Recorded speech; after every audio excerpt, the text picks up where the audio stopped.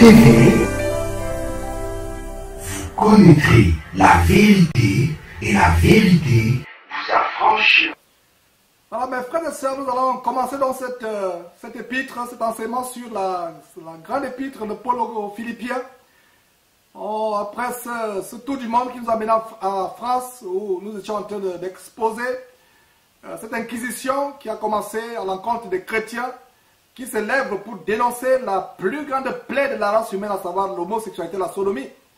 Donc on va commencer cette émission et on s'est arrêté la dernière fois à Philippiens chapitre 2 au verset 11. Donc cette section d'aujourd'hui va nous faire commencer à Philippiens chapitre 2 verset 12. Donc on va voir des grandes choses, des grandes révélations. Comme je l'ai toujours dit mes frères et sœurs, venez sur Jésus-Christ TV étant préparé avec toutes sortes de stylos, de crayons, voilà, étant préparé. Et je vous assure, avant de dire Amen à quoi que ce soit que nous enseignons derrière cette trompette, vérifiez avec votre Bible ouverte si ce qu'on dit est écrit. Ayons la mentalité bérienne qui, sur la base d'Actes chapitre 17 verset 11, qui consiste à examiner chaque jour les Écritures pour voir si ce qu'on enseigne est exact.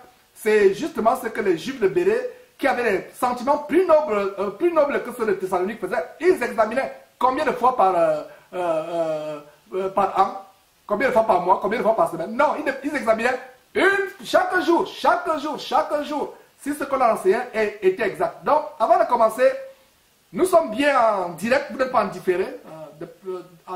Tout au long de la semaine, il y a des émissions en différé, en boucle qui passent sur notre site www.jésus-christ1.tv. Il y a des émissions qui passent en boucle. Mais pour aujourd'hui, nous sommes en direct en ce grand jour du samedi 19 décembre de l'an de grâce 2015. Et pour ceux qui voudraient contribuer en direct, on vous donne très rapidement les contacts pour contribuer en direct. Voilà, nous avez nos contacts. Vous pouvez participer sur WhatsApp à 832.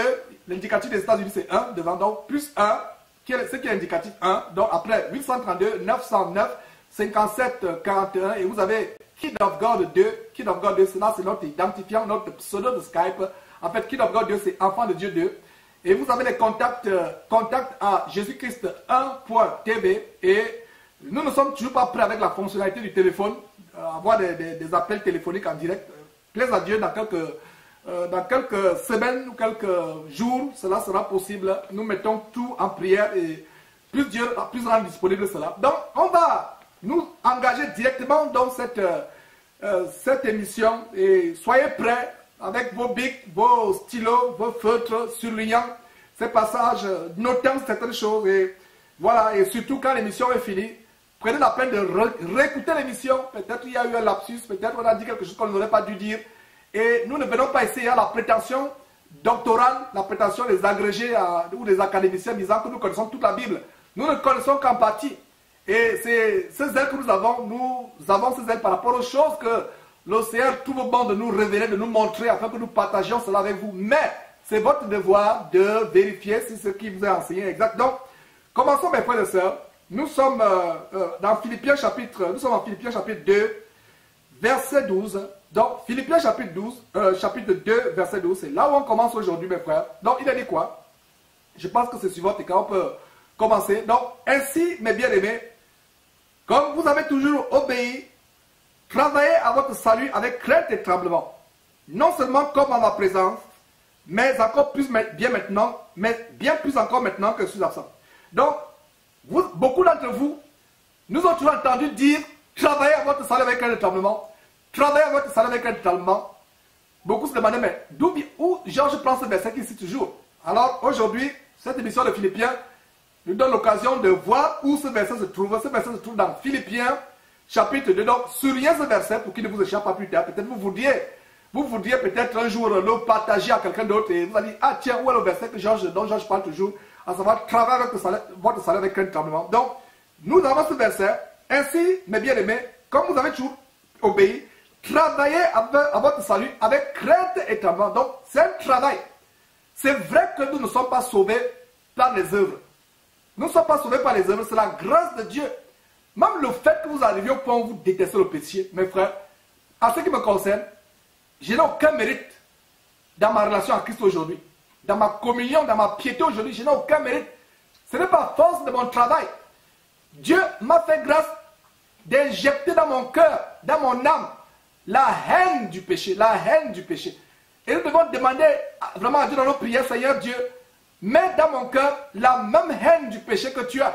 Donne-moi de voir les choses comme tu vois. Donne-moi de considérer les choses comme tu considères. Donne-moi de haïr le péché comme tu le haïs. Donne-moi d'aimer tes commandements comme tu les aimes. Donc voilà. Donc, nous travaillons, malgré le fait que ce n'est pas la grâce que nous sommes sauvés, la grâce de Dieu, malgré le fait que c'est la faveur de Dieu à arriver à ce standard de piété, de communion, de marche avec le Seigneur Jésus-Christ, nous avons néanmoins notre responsabilité. Et en quoi consiste la responsabilité? Nous devons travailler avec crainte et tremblement. Travailler à votre, c'est un travail.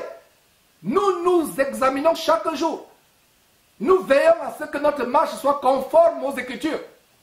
Parce qu'il y a beaucoup de personnes, nous avons développé cela il y a quelques jours, cette doctrine abominable venue des États-Unis, à savoir, une fois sauvé, sauvé pour toujours. Once saved, always saved. O-S-E-S. Once saved, always saved. Ça veut dire qu'une fois sauvé, sauvé pour toujours. Ce n'est pas une doctrine qui est dans la Bible. Nous devons persévérer jusqu'à la fin. La Bible dit que celui qui persévérera jusqu'à la fin sera sauvé. Bien que nous sommes élus par la grâce de Dieu, par la faveur imméritée de Dieu. Parce que la grâce, quel est le mot, la définition de la grâce? Notez mes frères et sœurs, la définition biblique de la grâce, c'est la faveur divine imméritée. La faveur divine imméritée. Voilà la définition biblique de la grâce. Chaque fois que vous lisez le mot grâce, en voici la définition. La définition du mot grâce, c'est la faveur divine imméritée, c'est-à-dire non méritée. Vous ne pouvez pas mériter la grâce de Dieu. C'est quelque chose qui se donne gratuitement. Donc le fait que Dieu nous a appelés à son admirable lumière, à nous sortir des ténèbres sataniques, à nous amener à son admirable lumière, à nous faisant passer de la mort à la vie, à nous faisant passer de la colère à l'état où nous sommes en communion avec Dieu, avec lui, par son Fils Jésus-Christ, c'est par la grâce. Mais une fois que nous avons cette grâce ne doit pas être pour nous une licence, un permis pour retourner à nos péchés, pour retourner à ce qu'on a vomi. Et justement, la parole de Dieu nous parle de ce proverbe qui dit: le chien est retourné à ce qu'il a vomi. Le porc ou la truie est retourné se vautrer dans la saleté duquel il est sorti et dont il a été lavé. Il est retourné se vautrer dans cette saleté-là. Donc la grâce n'est pas moyen pour nous de devenir pire que ce que nous étions avant d'être convertis. Et je vous assure qu'un chrétien qui a goûté le lait du ciel, la merveilleuse parole de Dieu, qui a mangé cette parole et qui est retourné à ce qu'il a vomi, la condition est pire. Peut-être que vous en connaissez quelques-uns, peut-être que vous-même, vous êtes en train de tester ce que je suis en train de dire. Un chrétien qui a marché avec Dieu, quand il retourne à ce qu'il a vomi, généralement, il ou elle est pire que ce qu'il était avant de se convertir. Parce que l'autre ennemi, le diable, qui rôde comme un lion rugissant, cherchant qui dévorera, selon ce que nous dit 1 Pierre chapitre 5, vous pouvez lire versets 7 et 8, ou alors selon ce que nous dit 1 Jean chapitre 10, verset 10, première partie, le volant ne vient que pour dérober, égorger et détruire. Quand il réussit à vous dérober, à dérober votre foi en Christ, à dérober votre piété, votre relation avec Dieu, vous retournez à ce que vous avez vomi, votre situation est pire. C'est pour ça que ce verset, le verset 12, qui dit: ainsi bien aimé, comme vous avez toujours obéi, travaillez à votre salut avec crainte. Beaucoup parmi nous n'ont plus la crainte de Dieu. Dieu est devenu un petit copain avec qui on s'amuse n'importe comment. Même la prononciation du mot Dieu, l'un des plus grands blasphèmes ici aux États-Unis, OMG. Je n'ai pas envie de prononcer. Vous savez ce que c'est, les jurons avec le nom de Dieu. OMG. Oh my. Vous-même terminez, je n'ai pas envie de terminer. Ils mettent Dieu dans le juron, alors que nous dit l'un des 10 commandements, si vous allez dans Exode chapitre 20, pour lire les 10 commandements que Dieu nous a donnés, un des 10 commandements c'est, enfin que Dieu a donné à Moïse, parce que nous en avons plusieurs. Je corrige, les 10 commandements que Dieu avait donnés à Moïse, mais ce n'est pas seulement 10. Plus tard, Dieu leur a donné beaucoup de commandements, comme on a vu, par rapport à l'homosexualité. que si un homme couche avec notre homme, comme on couche avec une femme, ils seront punis de mort. Ils ont fait une chose comment abominable. Donc il y a plusieurs, mais les 10 sur la table que Moïse avait reçu sur le mont Sinaï, il y avait les commandements. Et l'un des commandements, c'est quoi? Tu ne prendras pas le nom de Dieu en vain. Beaucoup de gens aujourd'hui prennent Dieu, ils s'amusent avec Dieu. Regardez sur Facebook, les blasphèmes qu'il y a sur Facebook. Les blasphèmes, les gens qui discutaient à longueur de journée sur Facebook, y compris même les femmes. Les femmes, une femme qui craint Dieu doit garder le silence. Facebook est devenu un moyen pour beaucoup de femmes de perdre leur salut. Même des femmes qui pourtant soutiennent ce travail que nous faisons, mais quand on voit les commentaires, visiblement vous sentez qu'elles sont oisives à longueur de journée sur Facebook, au lieu de s'occuper de leur mari ou de leurs enfants, ou alors au lieu de travailler à renforcer la piété, elles sont là 24 heures sur 24 heures, postant des choses sur Facebook. La femme qui craint Dieu véritablement doit rester discrète. La femme qui craint Dieu véritablement doit être réservée. Une femme qui craint Dieu ne devrait même pas avoir un compte Facebook. Et si elle a un compte Facebook, c'est peut-être pour se nourrir par rapport aux enseignements que nous postons de temps en temps, ou alors peut-être pour rester discrètement en contact avec sa famille. Aujourd'hui, qu'est-ce que nous voyons? Ces femmes qui posent des vidéos, qui s'exhibent sur Facebook. Il y a un nouveau dada, c'est une sœur en Christ aujourd'hui. Elle se dérange tellement dans la maison où elle met la caméra devant elle, elle se met à chanter et elle pose sur Facebook. Tout ça, c'est des choses, quand je vois ces choses, c'est tellement écœurant. Donc, toi, ma soeur, qui passe le temps à poster des commentaires, même à soutenir les vidéos, que tu n'as pas besoin de soutenir. Une femme qui craint Dieu doit être discrète. Une femme qui craint Dieu doit être discrète. L'un des plus grands boulevards. Quand on parle des autoroutes de l'information, autoroutes, on parle d'Internet comme étant les autoroutes. Les réseaux sociaux sont les autoroutes de la communication. Donc, c'est les boulevards qui mènent en enfer. Et Facebook, pour beaucoup, sera une pierre d'achoppement. Et de plus en plus, regardez les impudicités qu'on pose sur Facebook, les choses, et beaucoup de personnes, et si vous ne vous amusez, si vous ne faites pas attention, vous pouvez, c'est comme si vous êtes possédé par Facebook, c'est comme si vous êtes devenu accro, vous ne pouvez plus vous passer de Facebook. Vous voilà des heures et des heures sur Facebook, le temps précieux que vous avez dû passer à vous occuper de votre maison, à vous occuper de votre mari, à vous occuper de vos enfants, vous passez ce temps à venir poster des choses. Donc une femme qui craint Dieu, véritablement, doit être discrète sur Facebook. Je suis en train de développer le claviardage du 21e siècle. Parce que la femme, je parle des femmes. Vous pouvez avoir votre foulard en longueur du journée 24 heures sur 24 heures sur la tête, porter une longue jupe. Mais si vous venez sur Facebook, postez des commentaires, discutez avec les gens, vous charmez avec les gens, enseignez même, il est interdit à la femme d'enseigner. Donc quand vous postez des commentaires au bas des vidéos, même les vidéos de Jésus-Christ TV, vous êtes en train d'enseigner. Il n'est pas bien seigneur à une femme d'enseigner la parole de Dieu. Elle doit rester dans le silence. Elle doit écouter tranquillement l'enseignement. Écouter dans le silence. Dans ces commentaires de Facebook, une femme qui craint Dieu doit être réservée. Vous venez d'acheter une nouvelle voiture, vous postez sur Facebook. Vous venez d'acheter une nouvelle robe, vous postez, non seulement les femmes, même les frères. Mais le standard de la réserve est encore beaucoup plus élevé pour la femme, parce que la femme qui craint Dieu est réservée. Laissez les hommes aller commenter, laissez les hommes aller poster des choses sur Facebook. Mais vous, femmes, ne postez rien sur Facebook. Et si vous voulez constater un frère, par exemple un frère derrière Jésus-Christ, vous avez nos contacts, vous avez la messagerie de Facebook, vous avez nos emails, vous avez notre Skype. Vous n'avez pas besoin d'aller poster les commentaires à longueur de journée discuter. Vraiment, de grâce, que dans les jours à venir, nous ne voyons plus de tels égarements, de tels errements. Nous ne devrions pas, à cause de ce ministère, être une pierre d'achoppement pour certaines femmes-là sur Facebook. À longueur de journée sur Facebook. Pour ça, les commentaires, même si c'est un commentaire pour aller dans le sens de la vidéo qu'on a faite. Voilà. Et il y a un nouvel esprit de Python qui possède beaucoup de femmes qui vont à Facebook. Et je suis en train de développer cet esprit de Python. Parce que dans Actes, il y avait une femme remplie d'esprit de Python. Si vous voyez une femme qui enseigne la Bible, elle est gagnée par un esprit de Python. Même si ce qu'elle dit est vrai, même si vous allez sur Facebook, allez soutenir le travail que nous faisons, ça peut être que cet esprit de Python en œuvre. Et si ce n'est pas un esprit de Python, ça peut même être aussi un esprit de divination, même un esprit de Jézabel. Et regardez ces choses, mes frères et sœurs, nous exposons ces choses afin que vous ne perdiez pas le salut, afin que vous ne passiez pas comme ayant couru en vain. Vous avez tellement bien commencé à marcher dans le Seigneur, en recherchant la sanctification, en travaillant à votre salut avec un tremblement. Il ne faudrait pas que Facebook soit pour vous une pierre d'achoppement. Cette femme qui soutenait Paul et Silas, apparemment, elle soutenait Paul et Silas en disant que ces hommes sont les serviteurs du Dieu très haut. Ils annoncent la voie du salut, écoutez-le. Est-ce que cette femme ne disait pas la vérité? Elle disait la vérité. Mais l'apôtre Paul et le serviteur Silas ne sont pas laissés, ils ne sont pas fait séduire. Ils ont discerné que derrière cette femme avait été un esprit de python. Et beaucoup de femmes, si vous voyez une femme qui a la Bible et en criant, il y a un esprit de python. Qu'elle crie, qu'elle ne crie pas. Toute femme, comme les femmes aujourd'hui qui mettent des vidéos de YouTube pour devoir enseigner. Vous la voyez, elle est même voilée. Elle est apparemment décente, mais il n'y a pas la descente dans son cœur. Elle est pieuse à l'extérieur, mais elle n'est pas pieuse à l'intérieur. Parce que si elle était pieuse à l'intérieur, elle ne viendrait pas faire des commentaires sur Facebook. Elle ne possédait pas de vidéos avec son voile.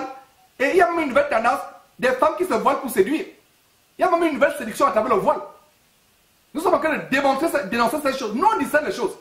Donc, ne pensez pas que vous pouvez nous épater ou nous mystifier en mettant votre voile pour dire que c'est une femme... voilà, vous êtes une femme vertueuse.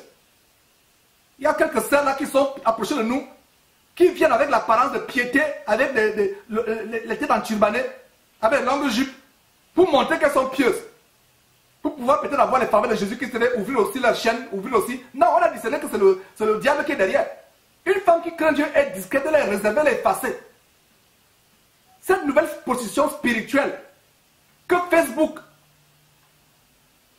a viralisée, Facebook a permis, YouTube et Facebook ont permis aux femmes d'être vraiment enveloppées dans cette nouvelle position spirituelle, disant des choses qu'il ne faut pas dire. Je pense qu'on aurait mis l'accent vraiment sur ce que je suis en train de dire là depuis. Vraiment. Donc vraiment, mettons l'accent sur ce que je suis en train de dire. Pour que vous compreniez que mes frères, vraiment, Facebook, faites un effort de fermer vos comptes Facebook. Maintenant, si vous ne pouvez pas fermer, peut-être vous êtes en contact de temps en temps avec les membres de votre famille ou des amis, que ce soit de manière discrète. Facebook est devenu un moyen pour, non seulement le voyeurisme, voir ce que l'autre a fait, les anciens camarades, comment ils sont arrivés, qu'est-ce qu'ils ont réalisé maintenant. Un moyen de voyeurisme et aussi un moyen de match vu. Nouvelle maison, on poste là. Nouvelle voiture, on poste. Nouvelle fringue, on poste. Et c'est là où il y a toute sorte d'aberrations. Même des femmes qui visiblement posent des versets bibliques à longueur de journée, mais en même temps qu'elles posent des versets bibliques, regardez les tenues sur Facebook. Elles ont vraiment la mise des prostituées. Des longues perruques qui arrivent jusqu'aux fesses avec les cheveux qui viennent de l'Inde. Les faux ongles, les faux cils, habillés comme les prostituées, les rouges à lèvres, comme si elle a mangé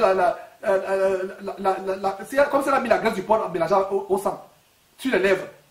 Et les gens viennent dire, ma soeur, j'aime ton rouge à lèvres. Elle aussi, elle dit, oh, amen, gloire à Dieu. Elle associe Dieu dans les abominations. J'aime ta robe qui te moule les derrière. Oh, amen, Dieu soit loué. Oh, mais amen, pas amen, à tort à travers. Donc, j'ouvre une parenthèse. Le Seigneur voudrait que nous travaillions à notre salut avec crainte de tremblement. Et un égarement, l'esprit de Python, a gagné beaucoup de femmes sur Facebook. Le claviardage a remplacé le bavardage. La nouvelle langue du 21e siècle, c'est le clavier de nos ordinateurs, iPad, iPhone, etc. Voilà une nouvelle langue. La femme doit être silencieuse. La femme qui craint Dieu doit être réservée. Ces femmes qui s'engagent dans les débats, j'espère que toi, ma soeur, tu te reconnais dans ce que je dis. Ferme cette chose. Et si tu aimerais peut-être garder ton Facebook pour qu'on soit en contact, pour que tu puisses recevoir de temps en temps nos nouvelles, les nouvelles vidéos, les nouvelles émissions, sois discrète. Tu n'as pas besoin. Beaucoup de femmes profitent de Facebook pour enseigner de manière indirecte. Pourtant, elles savent très bien que la femme ne peut pas enseigner. Donc, c'est des choses que je voulais vraiment vous dire, mettre l'accent. Et tout au long de cette émission, vraiment, quand nous sommes dans le livre de Philippiens, mais si le Seigneur met à mon cœur de mettre quelque chose en exergue, je le ferai. Donc, on va sortir de Philippiens pour vraiment mettre ça en exergue. Donc, c'est une parenthèse que j'ai ouverte et je referme cette parenthèse aussitôt. Donc, voilà, mes frères.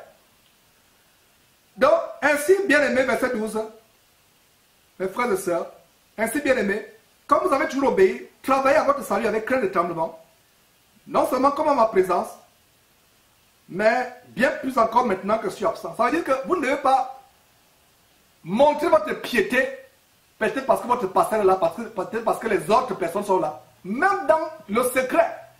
C'est même dans le secret que vous devez vivre votre piété. Certaines sœurs et certains frères,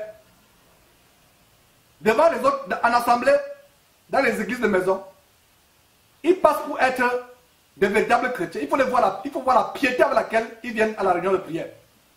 Mais quand la réunion de prière est finie, quand ils repartent dans le monde tout au long de la semaine, c'est deux personnes différentes.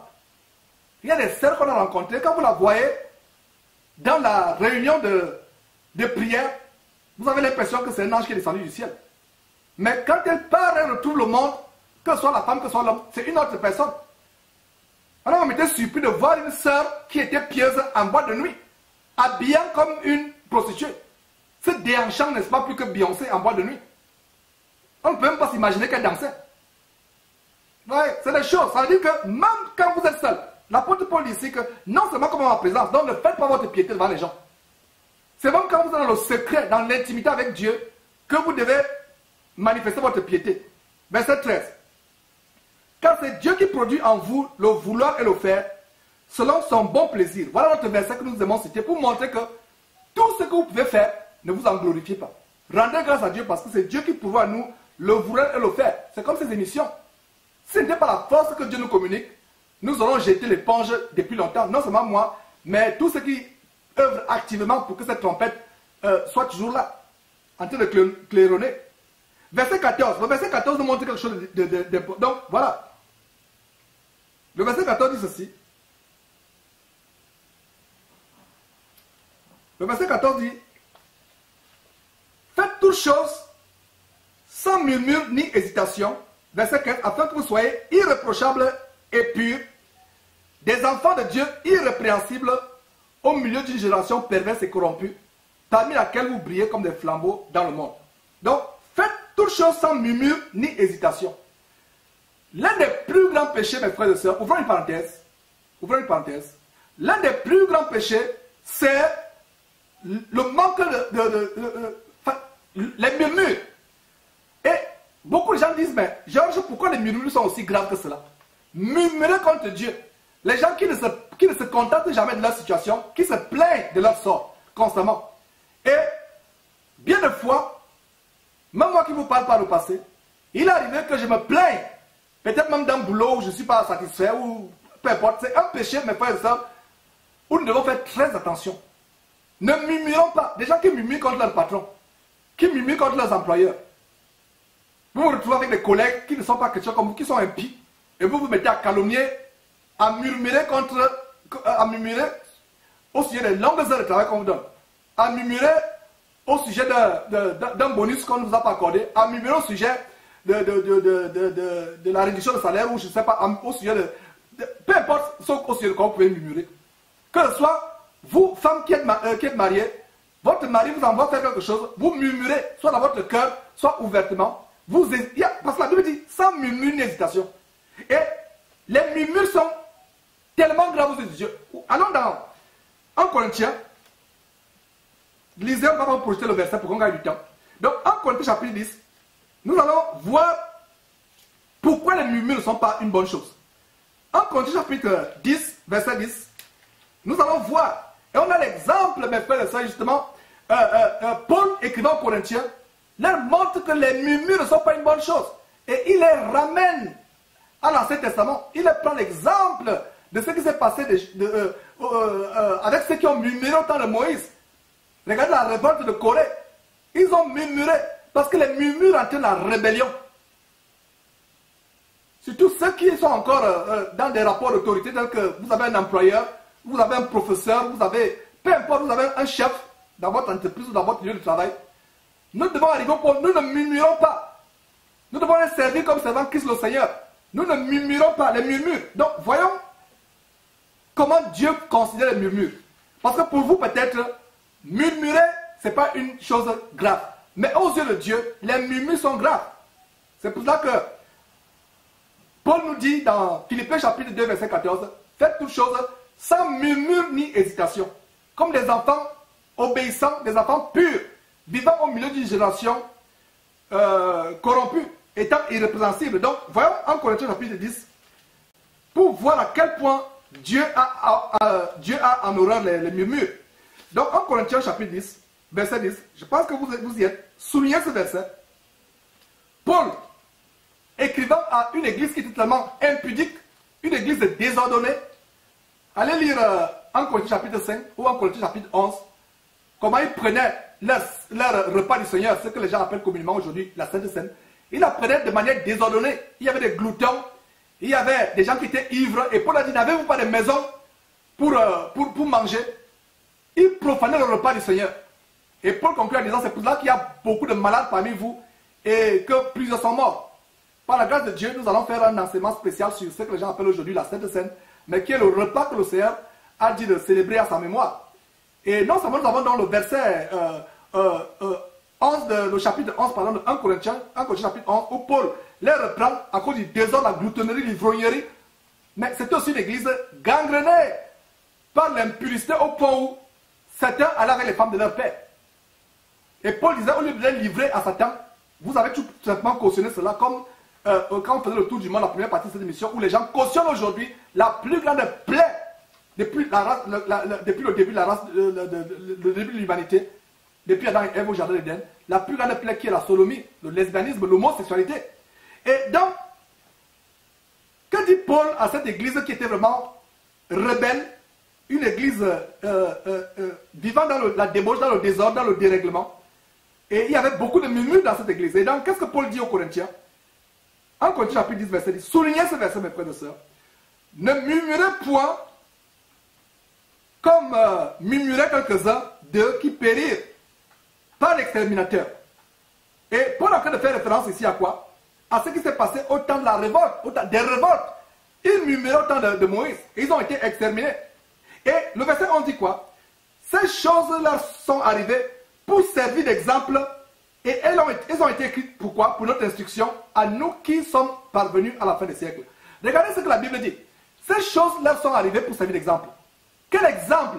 Au temps de Moïse, il y a eu des murmures. Les gens sont morts, n'est-ce pas? Donc quand Paul dit que ces choses sont arrivées pour nous servir d'exemple, d'instruction, à nous qui sommes arrivés parvenus à la fin des siècles, ça veut dire que les murmures, tout comme elles ont provoqué la mort des personnes au temps de Moïse, les murmures peuvent provoquer votre mort aujourd'hui.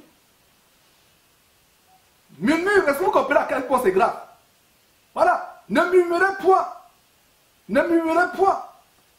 Voilà. Ne murmurez point. Ne murmurez point. La Bible dit ne murmurez point. Comme murmuraient quelques-uns d'eux qui périrent par l'exterminateur. Ces choses-là sont arrivées pour servir l'exemple et elles ont été écrites pour notre instruction. C'est justement le même verset que nous avons du côté, une contribution que nous avons. Voilà. C'est vraiment, voilà, une contribution que nous avons du côté de Franc, du côté du Bénin. Donc la Bible dit, ne murmurez point, comme murmuraient quelques-uns parmi eux. Quelques-uns qui périssent par l'exterminateur. Ces choses sont arrivées, et c'est justement ce verset que nous voyez, nous sommes en communion d'esprit avec un frère, le frère Franck, qui donne le même verset pour vous montrer que les murmures ne sont pas une bonne chose. Ne murmurez point. Et les murmures ne sont pas aussi innocentes que ça. Le verset 11, quelle est la révélation au verset 11? La révélation nous dit quoi? Ces choses-là sont arrivées pour servir d'exemple. De quelles choses l'apôtre Paul parle ici? Ils sont morts, ils ont été persécutés.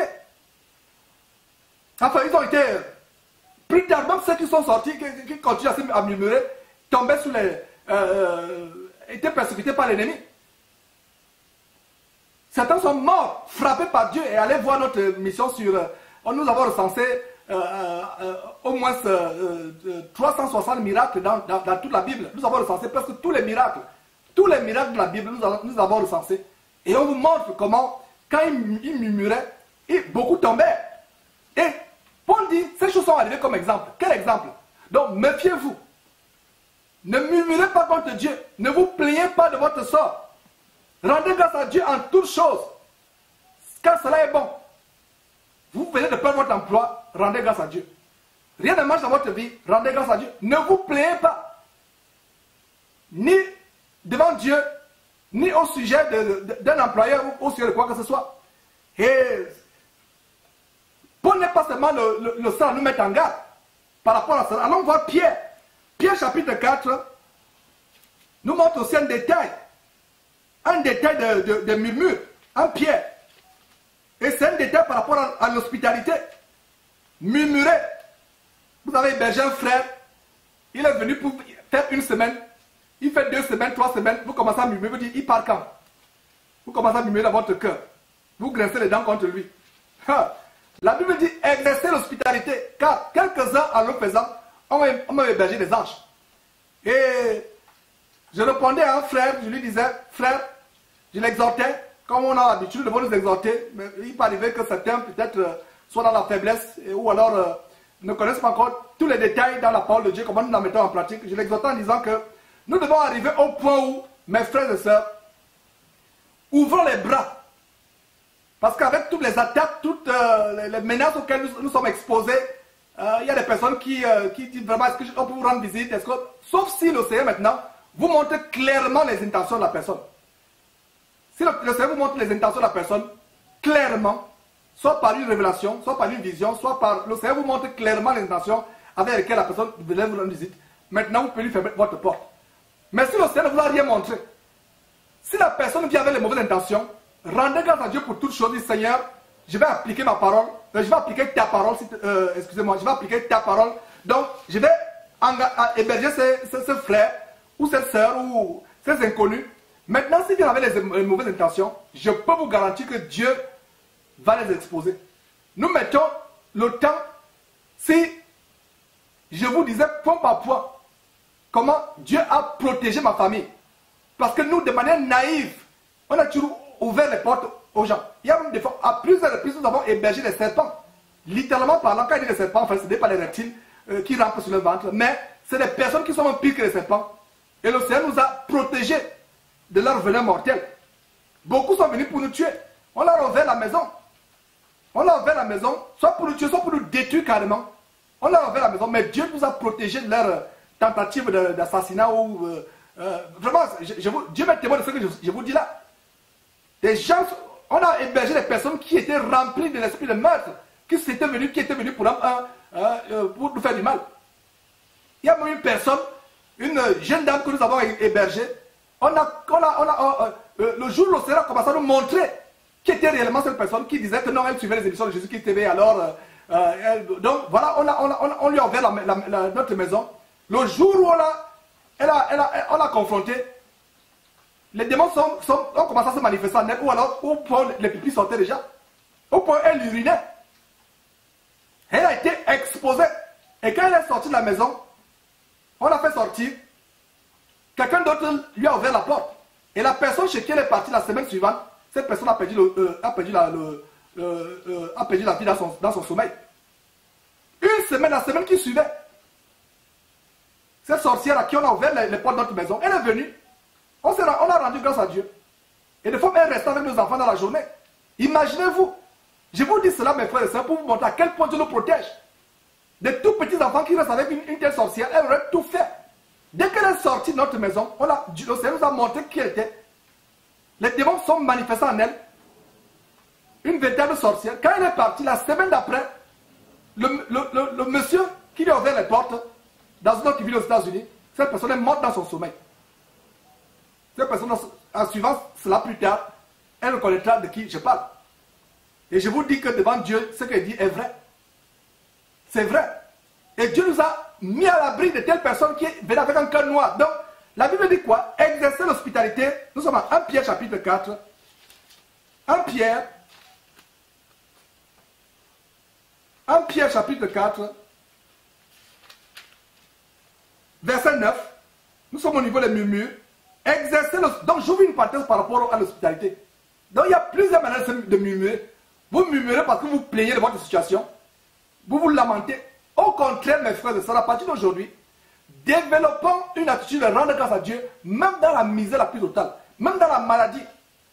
Il y a un cours d'enseignement que j'avais publié à l'époque, en 2011, délivré par les sacrifices de louange. Un sacrifice, c'est ce que vous offrez à Dieu alors que vous avez mal. Un sacrifice n'est pas aisé. Quand on parle de sacrifice, ça fait mal. Alors, qu'est-ce qu'un sacrifice de louange? Quand vous offrez à Dieu un sacrifice de louange, ça veut dire que vous ouvrez votre bouche, vous chantez les cantiques à Dieu pendant que les larmes coulent, les larmes de douleur. La douleur peut-être parce qu'un enfant est mort, ou alors votre épouse vous a décidé de partir parce qu'elle ne peut plus supporter votre piété, ou alors vous avez perdu un travail, ou alors votre maison a été incendiée par un feu qui est sorti dans le sait où. Donc, peu importe ce qui peut vous arriver, au lieu de murmurer, rendons grâce à Dieu. Développons cette attitude de dire merci à Dieu devant n'importe quelle situation, bonne ou favorable. La Bible nous dit quoi? Rendez grâce à Dieu en toutes choses, positives ou négatives, bonnes ou mauvaises, en toutes choses, car cela, c'est à votre égard la volonté de Dieu en Jésus-Christ. Rendons grâce à Dieu en toutes choses. Donc, les murmures, ici dans 1 Pierre, chapitre 4, verset 9, il a dit, exercez l'hospitalité les uns envers les autres, sans murmure. Vous hébergez un frère ou une soeur qui est dans les problèmes, il n'y a pas de murmure. Le frère est venu pour 1 mois, les 1 mois passent, on commence à murmurer. Je vous assure que quand Pierre a demandé au Seigneur, si quelqu'un pêche contre moi dans la journée 70 fois et revient me demander pardon, est-ce que je dois toujours lui pardonner? Le Seigneur a dit oui, tu dois lui pardonner cela. Tout ce qu'il a, même s'il revient 1000 fois, 1 milliard de fois, tu dois toujours pardonner. Le Seigneur, Pierre a dit, Seigneur, augmente la foi. Effectivement. Même au niveau des murmures, vous voyez qu'un frère, vous lui ouvrez la porte, votre maison, mais je vous assure que tout le désordre il y a eu des cas. La personne fait n'importe quoi, la personne salit votre maison, la personne pollue vos enfants. On a eu des cas comme cela. C'est dur, n'est-ce pas? C'est dur. Que le Seigneur nous augmente la foi, c'est pas aisé ces choses là. Il y a des fois même quand j'enseigne, beaucoup de gens disent que Jean, c'est dur ce que tu enseignes. C'est vrai. Même moi qui enseigne, il y a des moments, je dis, Seigneur, ce que je viens de dire là, c'est dur même pour moi. Mais disons, Seigneur, nous augmente la foi. Disons, Seigneur, nous amener au point où nous ne murmurons point. Nous ne murmurons point. Pas, mais point. L'absence de murmure, c'est l'un des critères pour discerner la maturité spirituelle chez quelqu'un. Je reprends, l'absence de murmure devant n'importe quelle situation, c'est l'un des critères pour discerner la maturité spirituelle chez un chrétien. Voilà. Mes frères, la maturité spirituelle se manifeste par l'absence de murmure. Vous devez arriver à un point où rien, absolument rien, ne vous rend inébranlable. Rien, absolument rien, ne peut vous amener à murmurer. Murmurer contre Dieu, murmurer les uns envers les autres, murmurer contre le voisin. Les problèmes de voisinage. Pour ceux qui ont vécu dans les quartiers populaires d'Afrique, gouvernement le monde, vous voyez, vous avez un voisin là qui passe le temps à... Je vous assure, dans ce monde où nous vivons, demandez à Dieu de nous la foi. Les murmures. Donc, voyons on a ouvert une parenthèse par rapport aux murmures. Donc, voyons un dernier verset par rapport aux murmures. Dans Jude, c'est juste avant l'Apocalypse. Jude 16, par rapport aux murmures. Parce que le verset qui nous a mené à examiner les murmures, c'est Philippiens chapitre 2, verset 14. Donc avant de retourner dans le livre de Philippiens, qui est l'objet de notre enseignement aujourd'hui, voyons Jude, et c'est par Jude chapitre, le chapitre unique de Jude, verset 16. C'est par le verset 16 de Jude, chapitre unique, que nous allons fermer la parenthèse sur les murmures. Donc il a dit quoi? Verset 16. Ce sont les gens qui murmurent. Et si vous le lisez plus haut, vous allez voir de qui il s'agit. Des faux pasteurs, des faux prophètes, des personnes qui sont jetées dans les garements de Balaam, qui pour de l'argent voulaient vendre les Juifs. Des personnes qui vivent dans vraiment de... donc la parole de Dieu parle de ces gens-là. À partir du verset 8, qui parle de ces hommes entraînés dans leur rêverie, entraînés par leur rêverie, souillent par leur chair. Donc ils souillent leur chair, méprisent l'autorité et injurient les gloires. Donc le verset 11, le verset 10 dit, eux au contraire, ils parlent d'une manière injurieuse de ce qu'ils ignorent. Et ils se corrompent dans ce qu'ils savent naturellement comme les brutes. Ils savent que c'est mauvais, mais ils se corrompent dans leur voie. Le verset 11 dit, malheur à eux, nous sommes toujours à Jude, s'il vous plaît. Le verset 11 dit, malheur à eux, car ils ont suivi la voie de Caïn, Caïn qui tue Abel, parce que le cœur était mauvais, rempli de jalousie, parce que son offrande avait été rejetée alors que celle de son frère Abel a été agréée. Et on a fait une émission, la voix sur Jude justement. On a fait une émission que nous vous recommandons sur le livre de Jude et on a développé ce que c'est la voix de Balaam et la voix de Caïn. Caïn qui était rempli de jalousie, au lieu d'être content de ce que Dieu avait agréé, au moins l'offrande de son frère, avec lequel il partageait le même sang, mais il a été rempli de jalousie. Et la jalousie entraîne quoi? Entraîne le meurtre. Donc malheur à eux, verset 11. Car ils ont suivi la voie de Caïn, ils sont jetés pour un salaire dans les garements de Balaam. Ils sont perdus dans la révolte de Corée. Justement, je vous ai parti, la révolte de Corée, c'est les gens qui murmuraient. Donc le verset 16, donc lisez tout cela et on arrive au verset 16 pour gagner du temps. Verset 16, ce sont des gens qui murmurent, voilà, ce sont des gens qui murmurent, virgule, qui se plaignent de leur sort. Ah mes frères, c'était déjà souligné dans ma Bible, mais je souligne encore. Comme ce frère, il soulignait tellement la Bible qu'à un moment où les versets disparaissent, un zèle dans, parce qu'il veut comprendre, il veut, chez moi c'était déjà souligné, je souligne encore, qui se plaignent de leur sort. Mais je n'ai pas effacé le verset, j'ai souligné sagement. Donc, ce sont des gens qui murmurent, virgule, qui se plaignent de leur sort. Donc, la définition de murmurer, c'est quoi? Une définition de murmurer, c'est se plaindre. Qui se plaignent de leur sort, vous ne vous contentez pas. Et par la suite, on va voir l'exhortation de Paul à vivre dans le contentement. Vous n'êtes jamais satisfait par ce que vous faites. Vous n'êtes jamais satisfait. Vous pouvez avoir tout l'argent du monde, vous ne serez jamais satisfait. D'abord, la Bible dit que celui qui aime l'argent ne sera jamais rassasié par l'argent. Donc, arrivez au point où vous ne vous plaignez pas de votre sort. Regardez le verset 16 de Jude. Jude chapitre unique. Ce sont des gens qui murmurent, qui se plaignent de leur sort, qui marchent sur leur convoitise, qui ont à la bouche des paroles hautaines, qui admirent les personnes par motif d'intérêt. Il y a beaucoup d'enseignements qu'on peut tirer dans ce court verset, le verset 16, mais nous le limitons ici. Les gens qui murmurent, virgule, qui se plaignent de leur sort. Qui se plaignent de leur sort. Donc c'est un grand verset, des gens qui murmurent, qui se plaignent de leur sort. Et voilà. Se plaindre. Donc retournons à Philippiens chapitre 2, mes frères. Se plaindre de votre sort, ce n'est pas la volonté de Dieu que vous vous plaignez. Nous devons nous contenter de ce que nous avons. Donc, relisons le verset 14 qui nous a mené à ouvrir cette grande parenthèse sur les murmures. Verset Philippiens chapitre 2, verset 14. Faites toutes choses sans murmure ni hésitation. J'espère que vous, je ne sais pas si vous avez le verset sur votre projeté, voilà, on entend du côté de la régie. Voilà. Donc, je pense que vous avez le... Voilà. Donc, ainsi, puis le verset 14, faites donc toutes choses sans murmure et hésitation. Donc, on vous a montré la parenthèse. On vous a montré dans cette parenthèse, pardon, comment les murmures sont désagréables aux yeux de Dieu. Les gens en sont morts. Et Paul nous met en garde dans 1 Corinthiens chapitre 10, verset 10 et 11, que ces choses qui leur sont arrivées, ils sont morts. Les serpents brûlants sont venus du ciel, ils les mordaient. La terre s'est ouverte, le feu les a incendiés, la terre s'est ouverte, les engloutis vivants. Ça nous montre que si on continue à murmurer, il peut nous arriver pire. Donc à partir d'aujourd'hui, murmurer contre Dieu, contre les autres, ou se plaindre son sort, ce n'est pas aussi anodin que ça. Développons l'attitude, nous, de rendre grâce à Dieu devant n'importe quelle situation. Développons l'attitude de dire merci à Dieu devant n'importe quelle situation. Développons l'attitude de dire merci. Dans la souffrance, merci Seigneur. Dans la pauvreté, merci Seigneur. Dans l'abondance, merci Seigneur. Dans l'échec, merci Seigneur. Dans la réussite, merci Seigneur. Dans la santé, merci Seigneur. Dans la pauvreté, la maladie, merci Seigneur. Même dans l'agonie de la mort, merci Seigneur. Allez suivre l'exemple de Job. Un homme qui a souffert comme rarement les gens ont souffert depuis que le monde existe. Allez lire, on a fait des émissions là-dessus. Mais il n'a jamais attribué rien de mal à Dieu. Il ne s'est jamais plaint. Développons cette attitude de ne jamais nous plaindre. D'être reconnaissant. Je dis nous. Je n'ai pas dit vous. Suivez très bien, je dis nous. Développons cette attitude. D'arriver au point où on ne se plaint pas.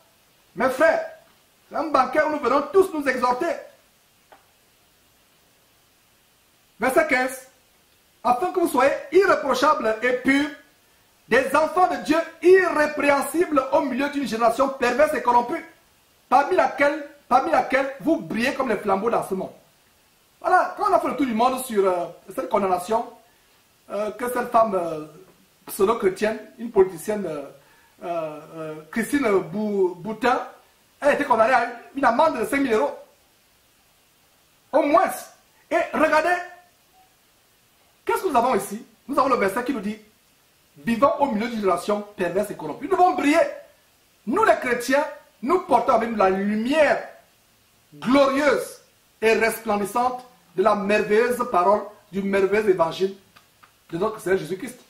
Nous portons un flambeau. N'ayons pas honte de ce flambeau. N'ayons pas honte de ce flambeau. Le Seigneur Jésus-Christ disait, on n'allume pas une lampe pour la mettre sur le boisseau, sur la table.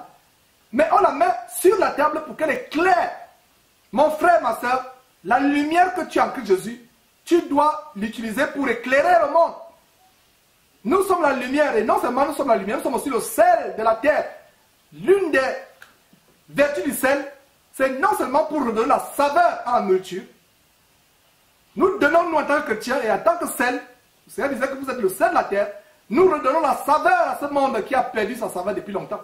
Quand je pense comment les gens s'accrochent à ce monde, je ne comprends pas. Ce monde est insipide, il est fade. Non seulement le sel, l'une des propriétés, des vertus du sel, c'est de donner la saveur, mais le sel aussi stoppe la pourriture. Le sel stoppe la putréfaction, le pourrissement. Ce monde est pourri. Regardez la sodomie, regardez toutes sortes de mauvaises choses qui se passent à travers le monde. Mes frères, c'est nous qui devons, avec l'évangile de Jésus-Christ, stopper, repousser, ralentir le pourrissement dans ce monde. Donc, voilà comment nous devons vivre dans cette génération de manière irrépréhensible. Irrépréhensible. Malheur à celui par qui le scandale vient. Mais malheureusement, beaucoup de chrétiens, et même de soi-disant hommes de Dieu, mais de faux hommes de Dieu, qui sont devenus un scandale au monde. On parle dans les journaux, les scandales financiers, les escroqueries, les viols et autres. On parle dans les journaux. Un chrétien ne doit pas être un scandale au monde. Nous devons vivre dans cette génération étant un modèle,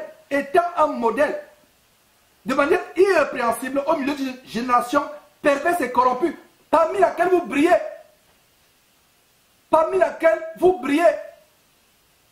L'apôtre Paul nous donne vraiment une exhortation ici. Hein? Même le Seigneur Jésus-Christ en Matthieu chapitre 6 disait que si la lumière qui est en toi est devenue ténèbres, combien grandes seront ces ténèbres? Combien grandes seront ces ténèbres? Allez lire Matthieu chapitre 6. Le Seigneur Jésus dit, si la lumière qui est en toi devient ténèbres, combien grandes seront les ténèbres? Donc, c'est pour ça que je dis, quelqu'un qui était chrétien et qui est retourné à ce qu'il a vomi, ces ténèbres qu'il avait avant ne seront rien comparées aux nouvelles ténèbres qu'il va voir. La situation est pire. Donc, si la lumière que nous avons, cette lumière s'éteint et devient ténèbres, ces ténèbres seront ténébreusement, vraiment, elles seront grandes. Ce sera vraiment le noir total, ce sera terrible. Donc, mes frères et sœurs, voilà ce que nous dit le verset 15, verset 16. Portant la parole de vie. Cette parole, c'est la lumière. Nous vivons dans ce monde en portant la parole de vie. Et je pourrais me glorifier au jour de Christ de n'avoir pas couru en vain, ni travaillé en vain. C'est la même chose que nous tambourinons, mes frères et sœurs. J'étais en train d'exhorter les frères et surtout les sœurs par rapport au danger de Facebook. Il ne faudrait pas que derrière Jésus-Christ TV, nous ayons travaillé en vain. Aujourd'hui, nous avons des milliers de personnes qui nous aiment sur Facebook. Nous avons des millions de personnes qui ont téléchargé nos enseignements. Mais, que vaudrait-il cela? À quoi cela servirait-il si parmi ces millions de personnes qui téléchargent nos vidéos, une seule âme ne va pas au ciel? Nous aurons travaillé en vain. Malgré les 15 000 abonnés qu'on a sur nos chaînes YouTube, peu importe. À quoi cela va servir? On aurait travaillé en vain. C'est vrai que l'évangile qu'on aura donné facilitera le jugement de plusieurs. C'est-à-dire que plusieurs, ce jour-là, ne diront pas qu'on n'a pas été avertis. Mais ça nous ferait plaisir d'avoir ne serait-ce qu'une seule âme qui va au ciel à cause de Jésus-Christ, à cause de ses enseignements. Ça nous ferait plaisir, je répète que ça nous ferait plaisir qu'une seule âme, au moins, aille au paradis. Deux, ça sera encore beaucoup plus grand. 10, une dizaine, quelques dizaines, ce sera encore plus grand. Une centaine, quelques centaines, oh, ça y est, toi tu sais. Mais une seule personne pour nous, ça nous fera la joie. Mais à supposer qu'une seule personne, même une seule personne n'est pas sauvée par rapport à ce travail, nous aurons travaillé en vain, même si ce travail n'aurait pas été en vain comme on le pense, parce que même ce travail sera un jugement, ça va faciliter le jugement des gens. Ils n'auront pas le courage de dire au Seigneur, Seigneur, personne ne nous avertit. Donc, qu'une personne soit convertie par ces enseignements ou ne soit pas convertie, nous rendons toujours grâce à Dieu de ce que, même si personne n'est converti, ce jour-là, ils ne pourront pas trouver des excuses à cause de Jésus-Christ TV. Jésus-Christ TV, c'est la condamnation de beaucoup de personnes au jour du jugement parce que le Seigneur va dire que cet homme criait, vous l'avez traité de fou, vous l'avez traité de tous les noms. Mais il vous dit la vérité. Aujourd'hui, c'est tard. Parce qu'après votre mort, c'est fini. Tant que vous vivez le pardon des péchés possibles, tant que vous vivez la grâce est ouverte. Mais dès que vous fermez les yeux, vous mourrez. C'est trop tard, absolument tard. Ne vous laissez pas mentir par les contenus qui disent que vous allez passer par le purgatoire. Le purgatoire plus tard et être repêché. Et vous fiez pas à la doctrine des deux enlèvements. Que les évangélistes pentecôtistes et protestants imitent le catholicisme. Les catholiques inventent la théorie du purgatoire où on peut être repêché. On peut avoir un repêchage. Les évangéliques, filles, arrière-petites-filles du système de la Babylone la Grande, à savoir l'église catholique, ils inventent aussi un deuxième enlèvement, qui est un petit purgatoire. Allez voir la série de 7 thèses qu'on a développées contre les doctrines de démons au sujet de l'enlèvement de l'église du retour de Jésus-Christ. Voilà. Donc, retournons à ce passage, mes frères. Portez la parole de vie, et je pourrais me glorifier au jour du Christ de n'avoir pas couru en vain ni travaillé en vain.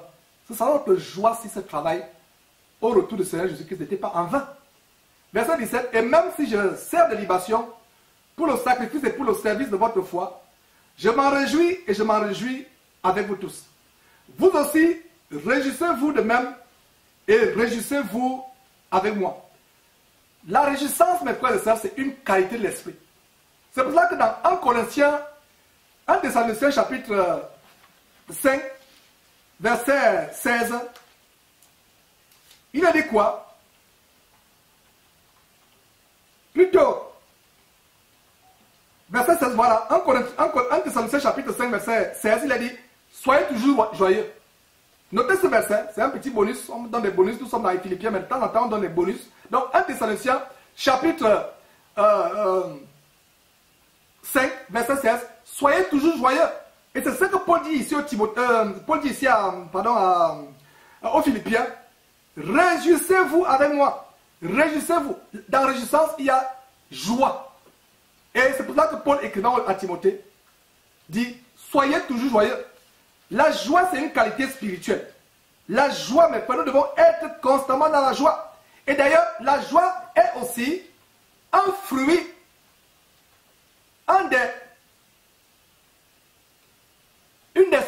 des 9 composantes appelées le fruit de l'esprit dans Galates 5, 22. La joie, le fruit de l'esprit de son nom, Galates chapitre 5, verset 22, a 9 composantes qui forment ce que ce verset parle du fruit de l'esprit. Et donc la joie est une de ces composantes.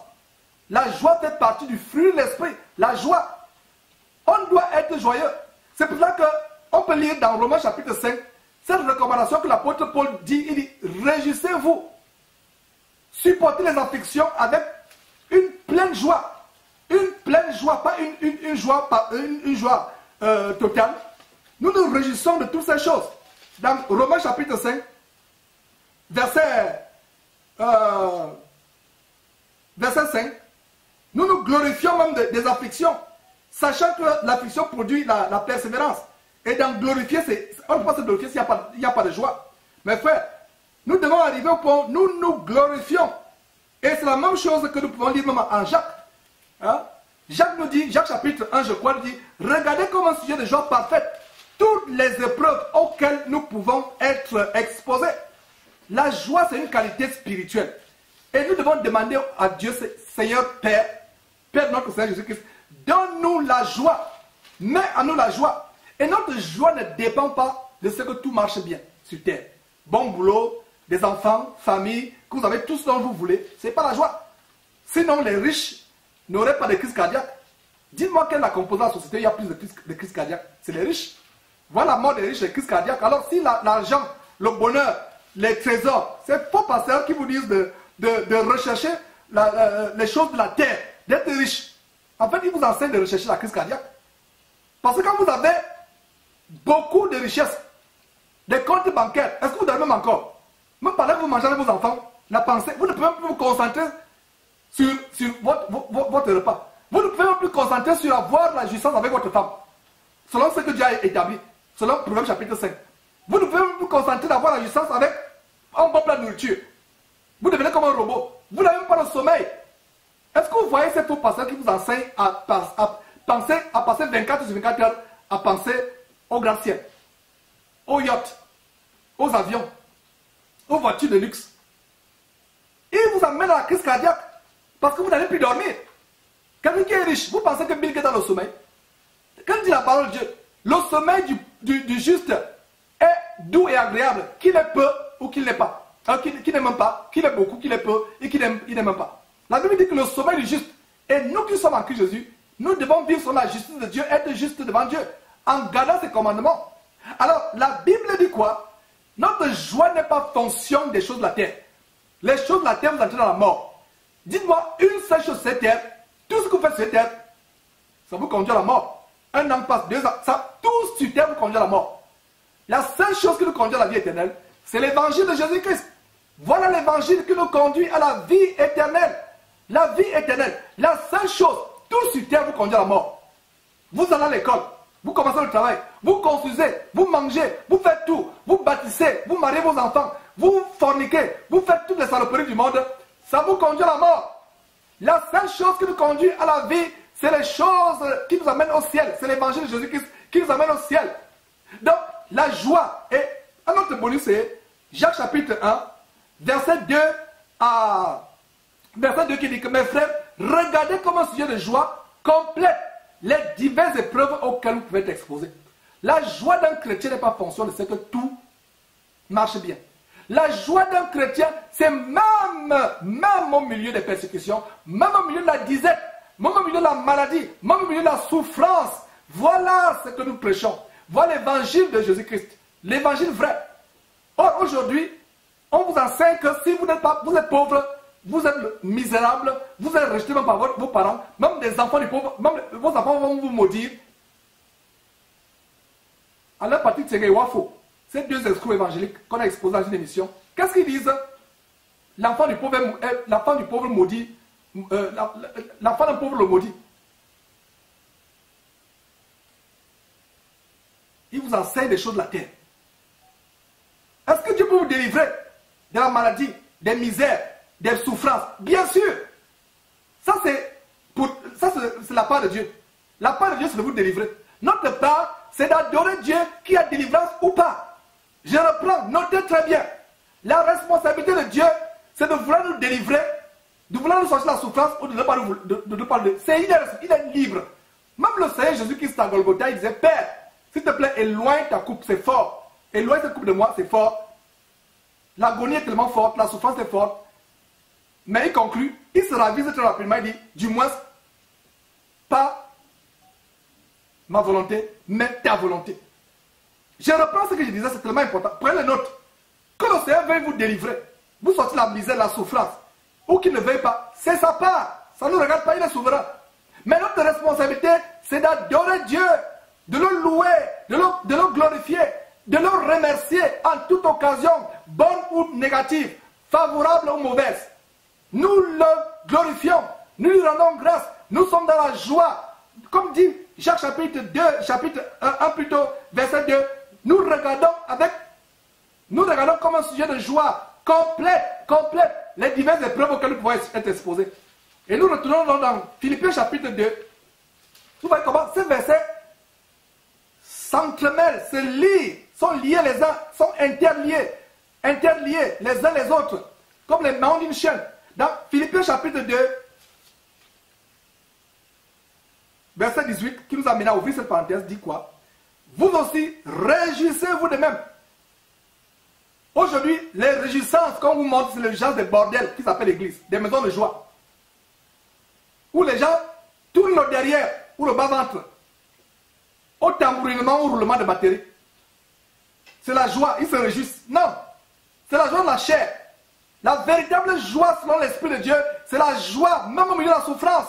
C'est cette joie intérieure, cette paix intérieure. Même si les maux de tête, vous avez la pensée que la tête va s'exploser. Même si le bas-ventre, vous avez l'impression qu'on a en train de notre tituler avec une épée à double tranchant. Même si vous pensez, vous avez l'impression que le ciel est en train de tomber sur votre tête. Même si vous traversez tous les problèmes du monde, votre responsabilité c'est de dire quoi? Merci Seigneur, merci Seigneur, merci Seigneur, encore merci Seigneur jusqu'à l'infini. Voilà votre responsabilité de dire merci au Seigneur. Qu'il nous délivre ou qu'il ne nous délivre pas, ça c'est... Il est souverain, lui-même il sait. Toute chose concourt au bien de ceux qui aiment Dieu. Et bien de fois par la suite, vous vous rendez compte qu'en fait, c'est plus tard que vous vous rendez grâce à Dieu par ce que vous avez traversé. Mais au moment où vous traversez ça, vous êtes dans les murmures. Vous êtes dans la souffrance. Vous êtes même sur le point de maudire Dieu. Comme la femme de Job lui avait conseillé, maudit Dieu et meurt. Et suscite-toi. C'est plus tard que vous vous rendez compte, tiens, ce que le Seigneur a fait pour moi, je comprends maintenant. Toute chose concourt au bien de ceux qui aiment Dieu. Si vous aimez Dieu véritablement, il y aura la persécution. Mais au milieu de cette persécution, le Seigneur dit que nous sommes plus que vainqueurs. Donc voilà mes frères. Verset 19. J'espère dans le Seigneur Jésus vous envoyer bientôt Timothée afin d'être encouragé moi-même en apprenant ce qui vous concerne. Vous voyez, donc ils s'encourageaient les uns envers les autres. Ils s'encourageaient. Regardez comment la venue de Timothée pouvait encourager les Philippiens. Afin d'être encouragé, moi, et cela devait être un encouragement pour Paul. Parce que Paul savait qu'en envoyant Timothée, Timothée devait fortifier les Philippiens. Et la joie de Paul devait être plus grande.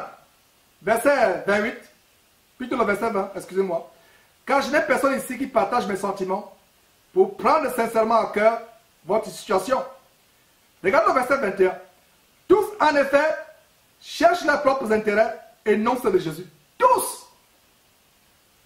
Dans une première partie, une partie précédente, toujours sur ce livre de Philippiens, on a posté une vidéo intitulée quel est le vrai motif pour lequel, quel est le motif réel pour lequel ton pasteur prêche l'évangile de Christ. Nous avons quoi ici? Notez ce verset. Tous, en effet, cherchent leurs intérêts et non ceux de Christ. C'est l'intérêt de Christ qui doit être la motivation principale pour laquelle nous prêchons l'évangile.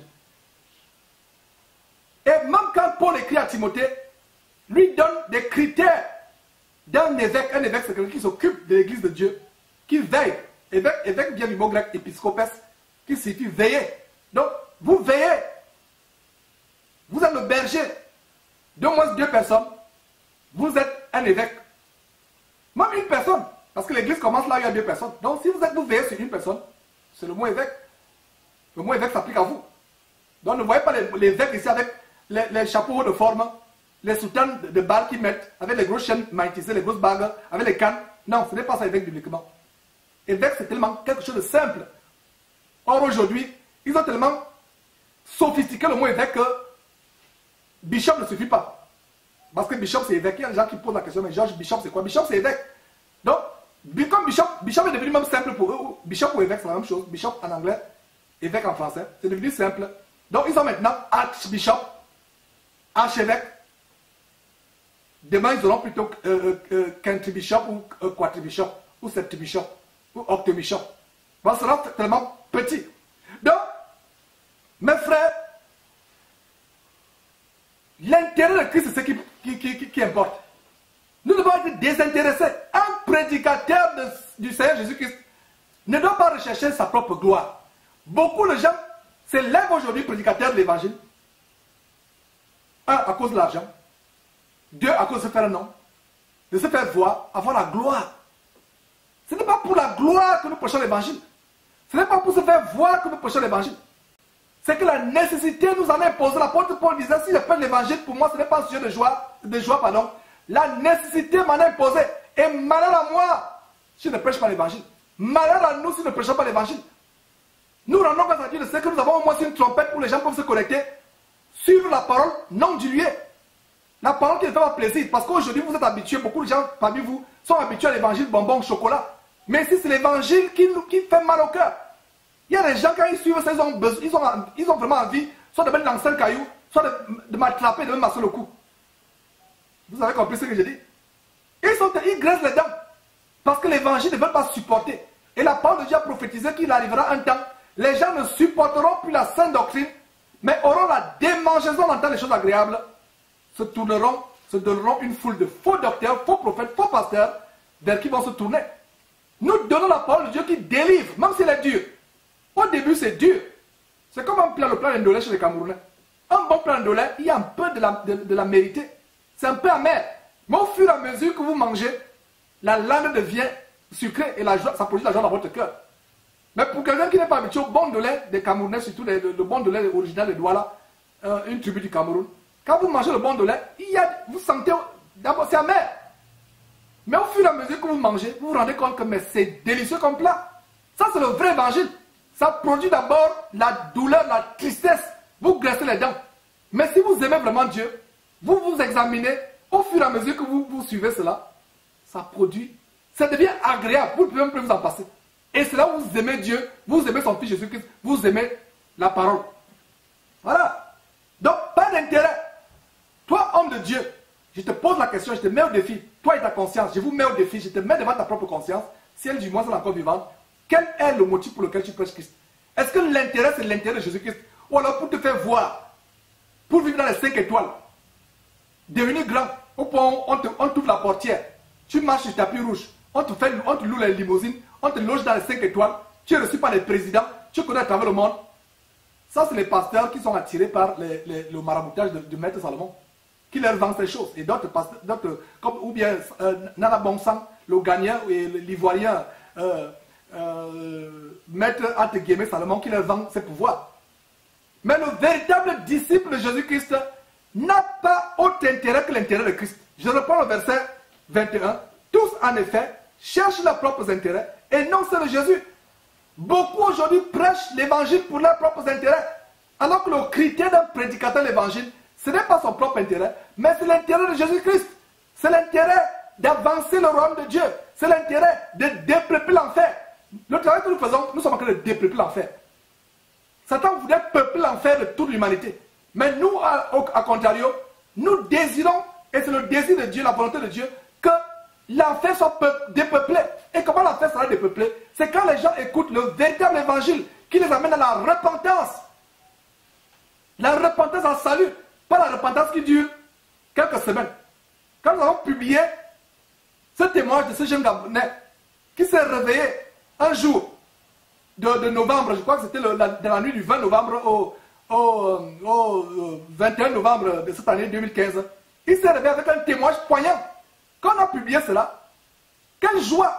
C'est devenu viral. Mais quand on pose une vidéo, la vidéo n'est pas virale. Quand on pose un enseignement, l'enseignement n'est pas viral. Les visions ne doivent pas remplacer la parole de Dieu. Pour beaucoup, ces témoignages produisent une repentance momentanée, éphémère. Mais ce n'est pas la repentance à salut donc par la parole de Dieu. Parce qu'il y a deux repentances. Il y a la repentance éphémère, provisoire, momentanée, mais il y a une repentance à salut, c'est-à-dire une repentance qui vous amène au salut, qui vous amène à la vie éternelle. À quoi servira-t-il à un homme de se repentir si c'est une repentance momentanée, éphémère, voilà, courte? Mais la véritable repentance, c'est la repentance, vous faites un demi-tour, 180 degrés demi-tour, et vous vous détournez de votre vie passée, et vous changez de route, et vous allez sur la route de l'évangile du Seigneur Jésus-Christ. Voilà. Donc aujourd'hui, ne prêchons pas l'évangile pour se faire voir, pour être grand, pour être célèbre, pour être connu, pour avoir l'argent. Prêchons l'évangile parce que nous avons l'amour des âmes. Nous voulons que le monde comprenne l'évangile. Nous dénonçons les abominations qui sont dans ce monde. Nous sommes là pour dépeupler l'enfer et pour peupler le royaume de Dieu. Voilà, fermons la parenthèse par rapport à ces gens qui ne prêchent pas Christ, mais prêchent plutôt pour leurs propres intérêts. Ils cherchent leurs propres intérêts. Donc, verset 21. Tous, en effet, cherchent leurs propres intérêts et non ceux de Jésus-Christ. Donc, L'apôtre Paul continue au verset 22 en montrant comment il œuvre avec Timothée. Nous lisons, verset 22. Vous savez qu'il, c'est-à-dire Timothée, a été mis à l'épreuve en se consacrant au service de l'évangile avec moi, comme un enfant avec son père. Comme un enfant avec son père. Je vais partir rapidement ici pour dire que voilà ce genre de versets sur lesquels les gens s'appuient pour dire que le Seigneur Jésus qui s'est dit en Matthieu chapitre 23, n'appelez personne père sur terre. Mais voilà le verset qui vont parler, va dire que mais Timothée considérait, Paul considérait Timothée comme son enfant. Insensés sont ceux qui pensent comme cela. Parce que montrez-moi un seul verset où Timothée a appelé Paul son père ou dans leur rapport au quotidien. Où il a dit papa Paul. Ou papa. Où Paul appelle Timothée, il répond oui papa j'arrive. Oh papa, sois béni papa. Montrez-moi un seul verset. Je mange ma Bible devant vous. Mais dans le cas d'amour que Paul avait vis-à-vis de Timothée, il prenait Timothée pour un enfant qu'il a engendré dans la foi.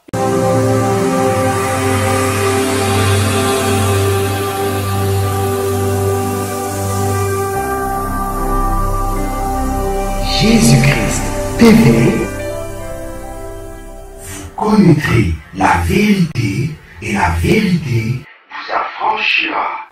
Donc voilà mes frères, l'apôtre Paul, dans ses rapports avec Timothée, l'amour qu'il avait pour Timothée le considérait comme un enfant. Et quand il s'adresse à l'église, il parle de Timothée comme étant son enfant. Mais dans les rapports quotidiens, 2 à 2, Paul et Timothée, Paul ne pouvait pas appeler, Timothée ne pouvait pas appeler Paul papa. Donc la doctrine des pères spirituels aujourd'hui, c'est une doctrine de la franc-maçonnerie, c'est une doctrine du parrainage. Du parrainage. Ils veulent avoir des parents. C'est dans la franc-maçonnerie qu'il y a des parents. Nous, en tant que disciples de Jésus-Christ, nous n'avons pas de parents. Nous avons un seul Père qui est au ciel. Et nous avons un seul Seigneur, qui est son Fils Jésus-Christ, qui est la tête de l'Église. Selon 1 Corinthiens chapitre 11, verset 3, qui dit que l'homme est le chef de la femme, Christ est le chef de l'homme, et Dieu est le chef de Christ. Même Christ lui-même a un chef. Dieu notre Père, qui est notre chef au final, et en même temps le chef de Jésus-Christ. Et Jésus-Christ est notre chef. C'est lui notre seul Père, Dieu. Le Père de Jésus-Christ, notre Père. Donc, verset 22, vous savez que qu'il, c'est-à-dire Timothée, a été mis à l'épreuve en se consacrant au service de l'évangile avec moi, comme un enfant avec son père. J'espère donc vous l'envoyer dès que j'apercevrai l'issue de l'état où je suis. J'ai cette confiance, et j'ai cette confiance dans le Seigneur, que moi-même aussi, j'irai bientôt. Donc, Paul avait cette assurance, la foi, qu'un jour il devait se rendre encore chez les Philippiens. Verset 25, j'ai estimé nécessaire de vous l'envoyer. Pardon, j'ai estimé nécessaire de vous envoyer mon frère Épaphrodite, mon compagnon d'œuvre de combat. Le mot combat, on vous a fait la liste dans l'émission, toujours sur Philippiens, l'émission précédente, comment le combat, c'était un terme récurrent dans le message de Paul. Il était dans le combat pour la défense, la confirmation de l'évangile. Il n'était pas seul dans le combat parce que c'est un combat dont il a remporté la victoire. Nous tous d'ailleurs qui sommes dans ce combat, la victoire est déjà acquise par la mort de Jésus-Christ sur la croix et par sa résurrection entre les morts. Nous avons cette victoire. Donc, verset 25, j'ai estimé nécessaire de vous envoyer mon frère Épaphrodite, mon compagnon d'œuvre de combat, par qui vous m'avez fait parvenir de quoi pouvoir à mes besoins. Verset 26, car il désirait vous voir tous, et il était fort en peine de ce que vous aviez appris sa maladie. Regardez l'amour que les frères avaient, mes frères et sœurs. Si on peut retrouver le même amour aujourd'hui, le même amour, comment Épaphrodite est dans la joie.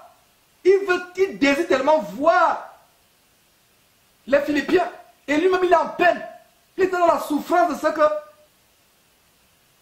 les Philippiens étaient abattus par sa maladie. Les Philippiens étaient en peine à cause de la maladie d'Épaphrodite. Et Épaphrodite lui-même était en peine de ce que les Philippiens étaient en peine, qu'il était en peine. Mes frères et sœurs, est-ce que vous pouvez voir l'amour? Épaphrodite souffre. Il est malade.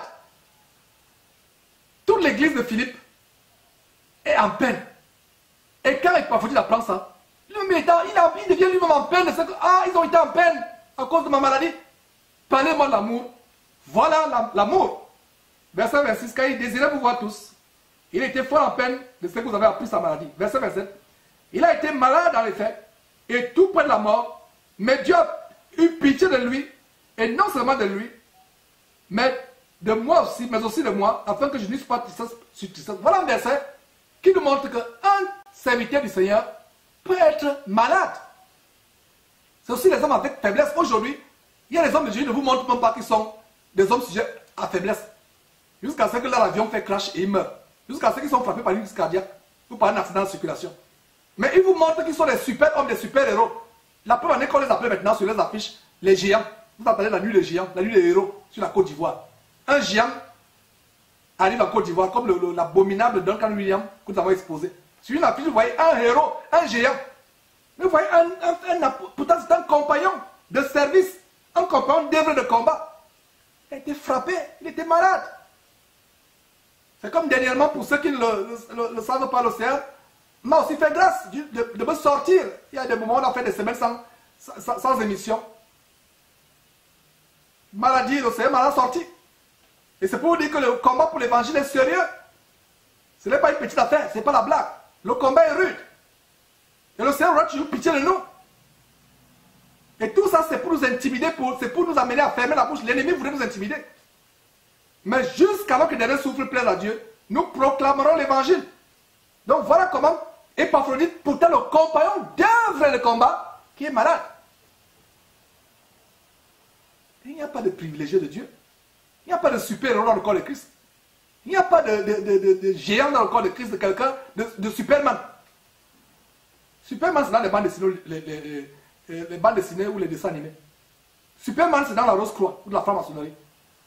Ceux qui s'élèvent au-dessus de la pyramide. Mais dans le corps de Christ, c'est par la grâce de Dieu que nous sommes en vie. C'est par la grâce de Dieu que j'ai le souffle de vie aujourd'hui. Je serais mort depuis longtemps. J'ai échappé à la mort plusieurs fois. Et l'océan, c'est le terme qu'il a prévu à mes jours. Mais tant que nous avons encore le souffle de vie, nous proclamons cette parole pour votre salut. Du moins, pour notre salut à tous.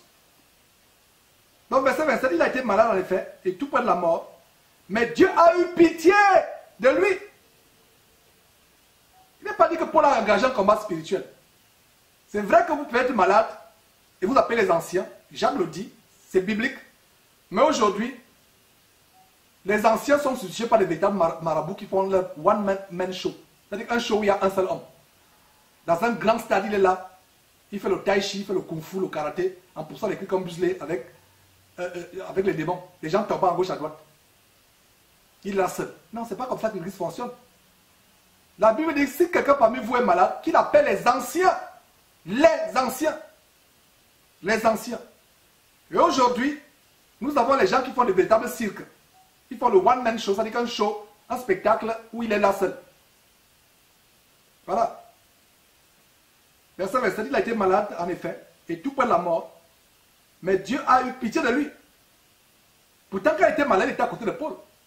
C'est pour ça que Paul parle de lui. Il était à côté de Paul quand il était malade, il est près de la mort. Il a été malade, en effet. Pour vous montrer que la délivrance est Dieu.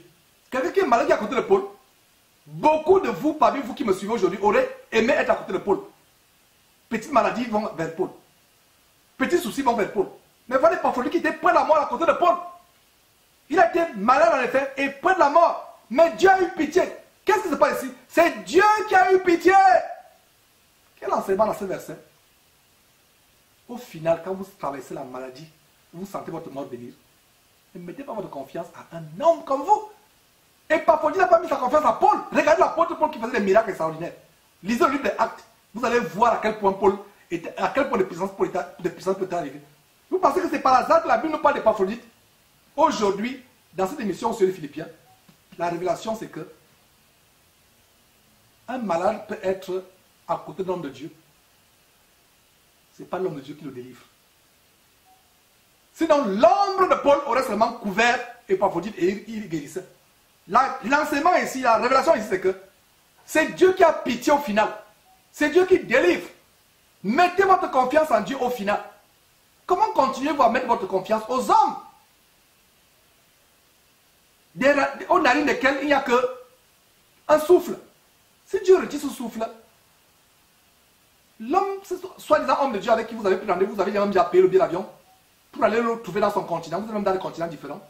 Arrivé là-bas, on vous dit qu'il est mort. Vous allez même aussi vous évanouir et mourir. Parce qu'il est mort. Ne mettons pas notre confiance à un homme, mettons notre confiance à Dieu. Donc voilà Épaphrodite, qui pourtant est à côté de Paul, mais qui était mourant. Et qu'est-ce qu'il dit ici? Mais Dieu a eu pitié de lui. Et non seulement d'Épaphrodite de lui, mais aussi de Paul, de moi. Donc Paul aussi. Donc 2 personnes étaient délivrées ici. Épaphrodite qui était malade dans la chair, qui souffrait, qui était sur le point de mourir. Aussi Paul. Parce que le combat était dur, comme si Paul se retrouvait seul. Dieu a eu pitié non seulement d'Épaphrodite, mais de Paul. Ça a été une grande consolation pour les deux. Mais aussi de moi, afin que je n'eusse pas de tristesse sur tristesse.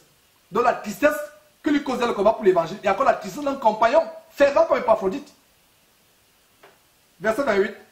Je l'ai donc envoyé avec d'autant plus d'empressement, afin que vous vous réjouissiez de le revoir, et que je sois moi-même moins triste. Recevez-le donc dans le Seigneur avec une joie entière, et honorez de tels hommes. Quand je vois l'honneur que les faux hommes de Dieu, les faux pasteurs, les faux apôtres et prophètes ont aujourd'hui, qui utilisent la magie pour délivrer les gens, mais c'est les vrais serviteurs de Dieu, qui sont des fois même insignifiants aux yeux des hommes, inconnus, qu'on méprise. L'apôtre Paul dit d'honorer de tels hommes. De tels hommes, qui de manière humble, de simples serviteurs, s'estimant même inutiles aux yeux de Dieu, c'est des personnes comme cela qu'on doit honorer. Donc, recevez-le donc avec, dans le Seigneur avec une joie entière et honorez de tels hommes. Car c'est pour l'œuvre de Christ qu'il a été près de la mort, ayant exposé sa vie, afin de supplier à votre absence dans le service que vous me rendiez. Voilà. Toujours. Donc voilà, là, je finis avec le chapitre 2. Sans transition, chapitre 3. Et le chapitre 3 continue avec la même exhortation de se réjouir. Mes frères, se réjouir. Est-ce que vous pensez que c'est par hasard? Ce n'est pas par hasard. Dans Philippiens chapitre 2, verset 18, Paul dit, vous aussi, réjouissez-vous de même et réjouissez-vous avec moi. Et par quelle exhortation l'apôtre Paul commence le chapitre 3, verset 1? Au reste, mes frères, réjouissez-vous dans le Seigneur. Donc la réjouissance dans le Seigneur est tellement importante aux yeux de Dieu. Et la véritable réjouissance du Seigneur ne dépend pas de ce que tout va bien. C'est même quand tout va mal que vous vous réjouissez dans le Seigneur en lui rendant des actions de grâce. Et cela devient quoi? Un sacrifice de louange. Au reste, mes frères, réjouissez-vous dans le Seigneur. Je ne me lasse point de vous écrire les mêmes choses, et pour vous cela est salutaire. Vous m'avez toujours entendu dire que je me lasserai point de vous dire les mêmes choses. En fait, je suis en train d'imiter Paul ici. Paul dit, je ne me lasse point de vous écrire les mêmes choses. Et c'est la même chose ici derrière cette trompette. Nous ne nous lasserons point de vous redire les mêmes choses, les mêmes choses, les mêmes choses. Peut-être vous qui les avez écoutées 1000 fois, vous allez être lassés, mais sachez qu'il y a quelqu'un qui ne les a pas encore écoutées, même une seule fois. Donc, usez de patience et d'amour pour celui qui n'a pas encore écouté. Vous avez déjà écouté 1000 fois, vous êtes fatigué de m'entendre dire ça 1000 fois, mais il y a quelqu'un qui n'a pas encore écouté une fois. Est-ce que vous comprenez? Je ne me lasse pas de vous écrire les mêmes choses, et pour vous cela est salutaire. Cela est salutaire de redire les mêmes choses. Il y a quelqu'un qui a envoyé un courrier qui dit, je crois que c'est un commentaire qu'il a fait sur Facebook, il dit, je me retrouve en train de citer les versets de mémoire sans les avoir mémorisés à force de les écouter, Et ça m'a rempli de joie. Il me dit, frère, il y a certains versets que je récite déjà comme cela, à force d'écouter Jésus-Christ TV, afin de suivre tes enseignements, afin d'écouter, de t'écouter dire les mêmes choses, Je suis surpris de dire les mêmes paroles. Comme je vous avais raconté dans une émission, il y avait une musique qui était tellement virale, je ne sais pas si monsieur a eu le disque d'or aux États-Unis. Dans tous les magasins ici, vous allez faire des courses, c'est cette chanson qui vous écoutez. Elle nous énervait. Quand vous sentez, c'est comme si c'est un marteau qu'on colle sur votre tête. Confortez-moi, quand vous suivez ça, on était triste dans notre cœur. Mais finalement, à force d'écouter cette chanson, on est arrivé au point où, un jour, on pouvait risquer même de la fredonner. À force de l'écouter, on va quelque part dans un magasin, on la met. On allume la radio, c'est cette chanson. Ça, c'est les choses du monde. Mais connaître la parole de Dieu. Donc, à force d'écouter, c'est pour ça que la parole dit, je me lasse pas de vous écrire les mêmes choses. Au fur et à mesure où on dit les mêmes choses, on les redit. Certains parmi vous, comme ce témoignage de ce jeune homme, qui dit qu'à force de vous écouter, à force d'écouter ces enseignements, je me suis pris en train de réciter les versets, ce que je ne me serais pas cru capable de faire. Voilà, à force d'écouter. Et ça produit la foi, parce que la foi vient de ce qu'on entend. Et ce qu'on entend vient de la parole de Christ. Le verset 2 continue en disant, prenez garde aux chiens, prenez garde aux mauvais ouvriers, prenez garde aux faux circoncis. Les chiens, mes frères et sœurs. Quelle est la particularité du chien? La particularité du chien, c'est aller de poubelle en poubelle, mangeant, vomissant, mangeant, vomissant, mangeant, vomissant. Donc ça, c'est la particularité du chien. Le chien n'est pas stable. Le chien va à gauche, il va à droite, il fout toutes les poubelles. Aujourd'hui, dans le corps de Christ, malheureusement, on a de véritables chiens. Tel homme se lève avec cette doctrine pernicieuse, ils les suivent. Tel homme se lève, ils les suivent. Il y a des gens qui m'envoient des vidéos, il y a un homme là vraiment qui pense qu'il y aura seulement une seule personne qui ira au ciel. Suis cette vidéo, il parle de toi dedans. Les gens le suivent. Tel homme, les gens le suivent. Mes frères et sœurs, ne suivez pas un homme, suivez le Seigneur Jésus-Christ. Beaucoup de gens font des vidéos là pour que vous les suiviez. Beaucoup de gens sont là, ouvrent des ministères, deviennent des apôtres, prédicateurs, ils mettent même des non-apôtres devant leur nom. Prophète. Un véritable homme de Dieu va poster une vidéo sur YouTube, ne va pas mettre apôtre tel. Quand vous voyez déjà une vidéo sur YouTube, apôtre tel, c'est même déjà la preuve qu'il y a un autre esprit derrière. La Bible dit qu'un homme te loue et non tes propres lèvres. Vous savez comment le nom apôtre sonne bien aujourd'hui, le nom prophète. Quand vous regardez une vidéo, vous voulez discerner si quelqu'un est un vrai pasteur ou un faux pasteur. Beaucoup de gens disent, mais Georges, tu ne fais que dénoncer les faux, mais montre aussi le vrai. Je leur ai répondu avec une courte vidéo où je leur dis, je vous montre tous les jours le vrai pasteur, vous ne le suivez pas. Vous êtes aveugle. Vous fermez vos yeux, vos oreilles, vous ne devez pas suivre le vrai pasteur que je vous montre tous les jours, qui est le Seigneur Jésus-Christ. C'est le seul vrai. Même moi qui vous parle, mes frères, ne me jetez pas les compliments, ne dites pas que Georges est dans le vrai. Non. C'est la parole de Dieu que vous écoutez ce que j'enseigne, c'est ce que j'enseigne en vérifiant votre Bible qui va vous montrer si c'est dans le vrai ou si c'est dans le faux. Aujourd'hui, beaucoup veulent que vous les suiviez. Beaucoup veulent que vous soyez, que vous détourniez de Jésus-Christ pour les suivre. En fait, ils remplacent Jésus-Christ dans votre vie. Donc, aujourd'hui, un nouveau se lève, les gens le suivent. Demain, l'autre se lève, ils abandonnent celui qui suivait. C'est pour ça qu'en fait, moi je vous m'en garde. Ne me suivez pas. Ne me suivez pas. Ceux qui m'accusent, ceux qui me prennent des intentions, ces paroles que je suis en train de dire sont la condamnation pour vous.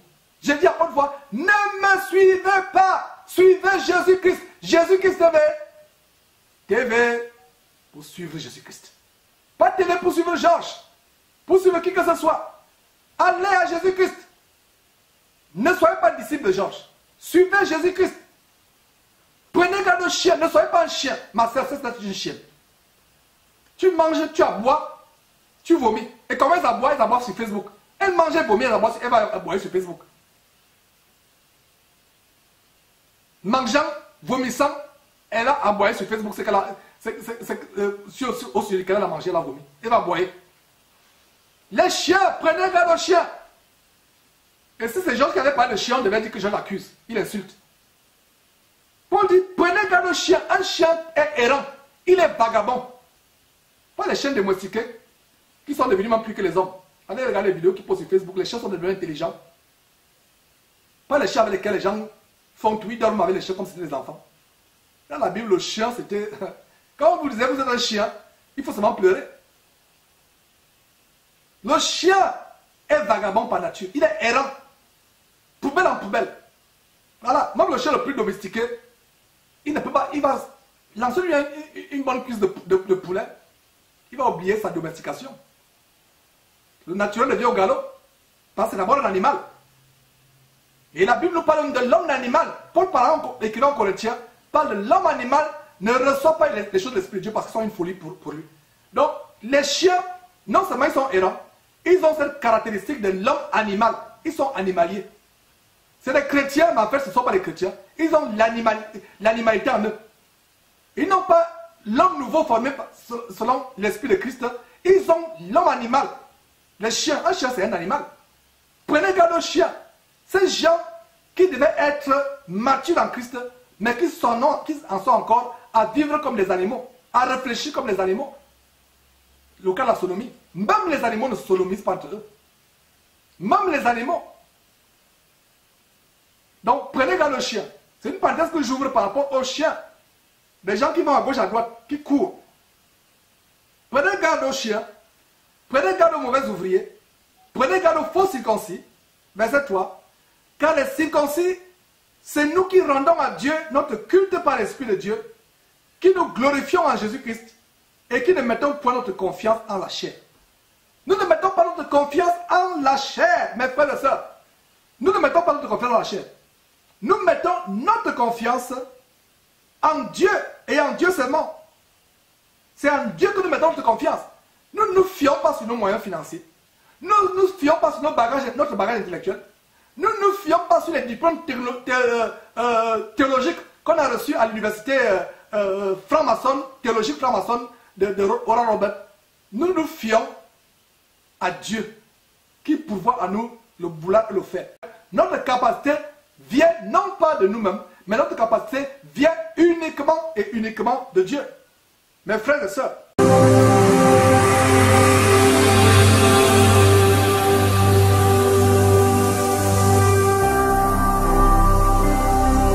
Jésus-Christ TV, vous connaîtrez la vérité et la vérité vous affranchira. voilà mes frères, ce grand verset, verset 3, qui dit, car les circoncis, c'est nous qui rendons à Dieu notre culte par l'Esprit de Dieu, qui nous glorifions en Jésus-Christ et qui ne mettons point notre confiance dans la chair. Nous rendons notre culte par l'Esprit de Dieu. Et le Seigneur Jésus, parlant avec cette femme au bord du puits, en Jean chapitre 4, au cours de la conversation qui s'est engagée, le Seigneur lui dit, vous adorez ce que vous ne connaissez pas. L'heure vient et elle est déjà venue où les vrais adorateurs adoreront le Père en esprit et en vérité. Car ce sont là les adorateurs que le Père demande. Ça c'est Jean chapitre 4 verset 23. Et au verset 24 il dit, toujours dans Jean chapitre 4 verset 24 il dit, Dieu est esprit. Il faut que ceux qui l'adorent, l'adorent en esprit et en vérité. Et mon frère, ma soeur, pour savoir véritablement si tu as l'esprit de Dieu en toi, ou si tu n'as pas reçu un esprit qui vient de l'antéchrist du diable, je te recommande cette émission que nous avons faite, à savoir les révélations bibliques sur le baptême du Saint-Esprit. Parce que beaucoup ont reçu un faux esprit, un mauvais esprit, et l'attribuent à Dieu. Donc, verset 3, car les circoncis, c'est nous qui rendons à Dieu notre culte par l'Esprit de Dieu, qui nous glorifions en Jésus-Christ, et qui ne mettons point notre confiance en la chair. Moi aussi, cependant, j'aurais sujet de mettre ma confiance en la chair. Si quelque autre croit pouvoir se confier à la chair, je l'occupe bien davantage. Moi, circoncis le 8e jour, de la race d'Israël, de la tribu de Benjamin, hébreu né d'hébreu, quant à la loi pharisien, quant aux zèles, persécuteurs de l'Église, irréprochable à l'égard de la justice de la loi. Mais ces choses qui étaient pour moi des gains, je les ai regardées comme de la boue, comme une perte pour une perte à cause de Christ. Donc j'ai lu le verset 27, excusez-moi.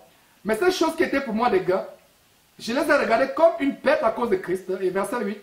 Et même je regarde toutes choses comme une perte à cause de l'excellence de la connaissance de Jésus-Christ mon Seigneur, pour lequel j'ai renoncé à tout. Et je les regarde comme de la boue, afin de gagner Christ.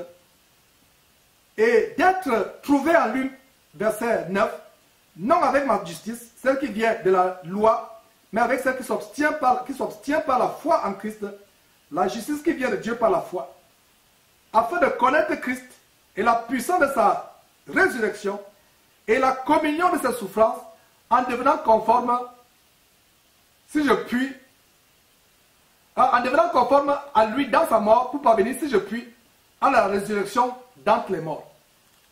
Voilà mes frères, j'ai lu exprès ce long passage pour vous montrer, en fait, quelqu'un qui lit cela va dire que mais Paul est en train de se vanter, Paul est en train d'énumérer ses acquis qu'il a fait par le passé sur terre. En fait, Paul est en train de fermer la bouche à ceux qui se vantaient à son détriment, afin que ceux qui voulaient l'affliger en le traitant de moins que rien.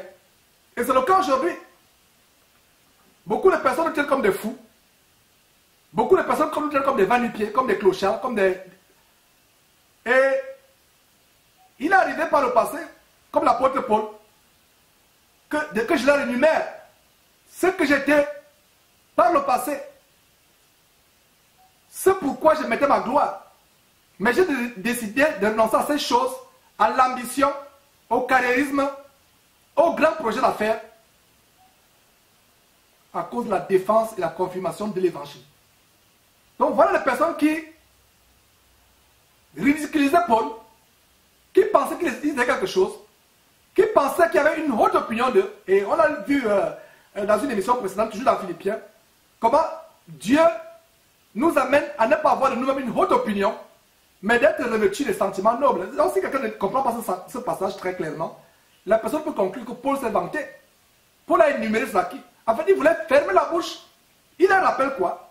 Vous pensez être quelque chose, mais laissez-moi vous rappeler que moi aussi, je peux aussi mettre ma confiance dans la chair comme vous le faites. Je vous énumère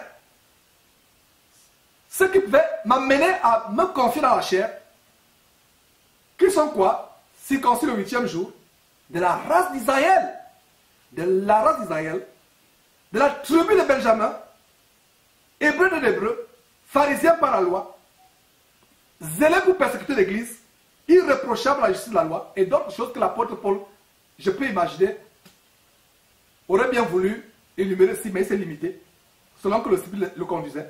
Mais au verset, ça dit, mais ces choses qui étaient pour moi des gains, c'était un gain, c'était un moyen pour Paul d'être riche. C'était un gain. Mais il les a regardés comme de la perte à cause de Christ. Et plus tard, plus loin, plus haut, on a vu dans Philippiens chapitre 2, verset 21, comment Paul disait que tous, en effet, cherchent leurs propres intérêts et non de Christ.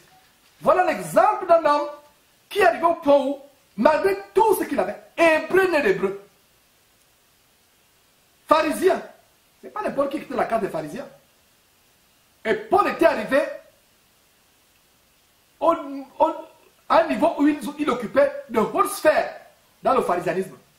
Mais quand il était touché par Christ, c'est pour ça qu'aujourd'hui, vous voyez les chrétiens, ils deviennent chrétiens, mais ils continuent à faire la politique pour aspirer à être président. Ce n'est pas un véritable chrétien. En fait, il a rencontré un faux Christ. Il a rencontré un faux Jésus. Un véritable chrétien, c'est pour ça que tout à l'heure, quand on exposait la condamnation à laquelle a été assujetti, l'amende de 5 000 euros à laquelle a été assujetti l'ex-présidente du parti chrétien en France, Christine Boutin. Je vous ai dit, une chrétienne ou un chrétien ne s'engage pas dans la politique. Et si vous voyez un chrétien ou une chrétienne s'engager dans la politique, c'est que la personne suit un autre Jésus, un faux Jésus. Le vrai Jésus ne vous amènera pas à faire la politique. Aucun des disciples de Jésus ne s'est mêlé dans la politique. Parce que la politique suppose que vous allez être avec les hommes remuants. Or, même Salomon, dans la grande richesse qu'il a eue, le roi Salomon, en proverbe le dit, mon fils craint le roi et ne t'associe pas avec les hommes remuants. La politique suppose qu'il faut être remuant. Il faut battre campagne. Il faut dénoncer le pouvoir en place. On doit avoir le respect et être soumis aux autorités. La politique suppose qu'il y a les soumissions. La politique suppose la mutinerie. La politique suppose le soulèvement contre le pouvoir en place. Et c'est quelque chose qui est anti-chrétien. Voilà. Donc, Paul avait tout cela. Paul aurait pu, lui aussi, utiliser ces choses comme une source de gain. Mais il a renoncé à ces choses. Ces pasteurs qui sont pasteurs, mais s'accrochent à leur titre du monde. Ils ressemblent les décorations maçonniques des chefs de l'État. Grand chevalier de l'ordre de la valeur. Grand commandant de l'ordre de ceci. Les ordres francs-maçonniques. Et ils sont en même temps, ce ne sont pas les pasteurs. C'est les agents de Satan. Donc l'apôtre Paul dit, verset 7, mais ces choses qui étaient pour moi des gars, je les ai regardées comme une perte. Un véritable chrétien regarde comme une perte toute chose pour gagner Christ. Et Paul dit quelque part, soyez mes imitateurs, comme je le suis aussi de Christ. Voilà, verset 7. Mais ces choses qui étaient pour moi des gars, je les ai regardées comme une perte à cause de Christ. Et même je regarde toutes choses comme une perte à cause de l'excellence de la connaissance de Jésus-Christ mon Seigneur, pour lequel je renonçais à tout, et je le regarde comme de la boue afin de gagner Christ. Ça me rappelle quoi? Ça me rappelle ce qui est dit de Moïse en Hébreux chapitre 11. Cet homme qui était élevé en Égypte, qui peut être le successeur de Pharaon. Que nous dit Hébreu? Il a regardé avec mépris tous les trésors de l'Égypte, la gloire de l'Égypte. Il en est sorti parce qu'il avait les regards fixés sur quoi? Sur les choses à venir. Pas le roi maintenant sur terre, mais les choses à venir. Il avait les regards fixés sur la rémunération. Et c'est exactement ce que des siècles, même des millénaires plus tard, des siècles plus tard, c'est ce que Paul est en train de faire en disant, ces choses que j'ai regardées, pour moi c'était des gains, des sujets pour moi des sujets de vanité, de vantardise, d'élévation. Je les ai regardés comme quoi? Comme une perte à cause de Christ, verset 8, et même, je regarde toutes choses comme une perte à cause de l'excellence de la connaissance de Jésus-Christ, mon Seigneur, pour lequel j'ai renoncé à tout, et je regarde comme de la boue afin de gagner Christ. Et d'être trouvé en lui, non pas avec ma justice, celle qui s'obtient, celle qui vient de la foi, pardon, de la loi. Je reprends verset 9. Et d'être trouvé en lui, non avec ma justice, celle qui vient de la loi, mais avec celle qui s'obtient par la foi en Christ, la justice qui vient de Dieu par la foi, afin de connaître Christ et la puissance de sa résurrection et la communion de ses souffrances. Donc il est en communion avec les souffrances de Jésus-Christ. Aujourd'hui, ces grands prédicateurs par excellence, vos apôtres par excellence, disent qu'ils sont en communion avec Dieu, ils sont en communion avec son Fils Jésus-Christ, mais ils ne sont pas en communion avec ses souffrances. Avant Jésus-Christ, il veut déjà vivre dans la gloire. Nous comprenons qu'ils ont un autre maître. Verset 10 à nouveau. Afin de connaître Christ et la puissance de sa résurrection et la communion de ses souffrances en devenant conforme à lui dans la mort, pour parvenir, si je puis, à la résurrection d'entre les morts. D'entre les morts. Et le verset 12 dit, ce n'est pas que j'ai déjà remporté le prix, ou que j'ai déjà atteint la perfection, mais je cours pour tâcher de le saisir, puisque moi aussi j'ai été saisi par Jésus-Christ. Frère, je ne pense pas l'avoir saisi, mais je fais une chose, oubliant ce qui est en arrière et me portant vers ce qui est en avant, je cours vers le but pour remporter le prix de la vocation céleste de Dieu en Jésus-Christ. Toute cette section est soulignée, du verset 12 au verset 14, c'est souligné dans ma Bible. Dans ma Bible, c'est souligné. Le grand apôtre Paul, qui a été lapidé, laissé pour mort, qui a échappé au naufrage, qui a été battu, qui a été un scandale aux juifs, aux non-juifs, qui a souffert, qui a été en parfaite communion, qui a contribué, qui a bu la coupe de douleur et de souffrance d'agonie du Seigneur, c'est le grand apôtre Paul qui émet la possibilité d'être lui-même rejeté après avoir prêché aux autres. Voilà un bon passage qui ferme la bouche aux gens qui véhiculent la doctrine de une fois sauvé, sauvé pour toujours.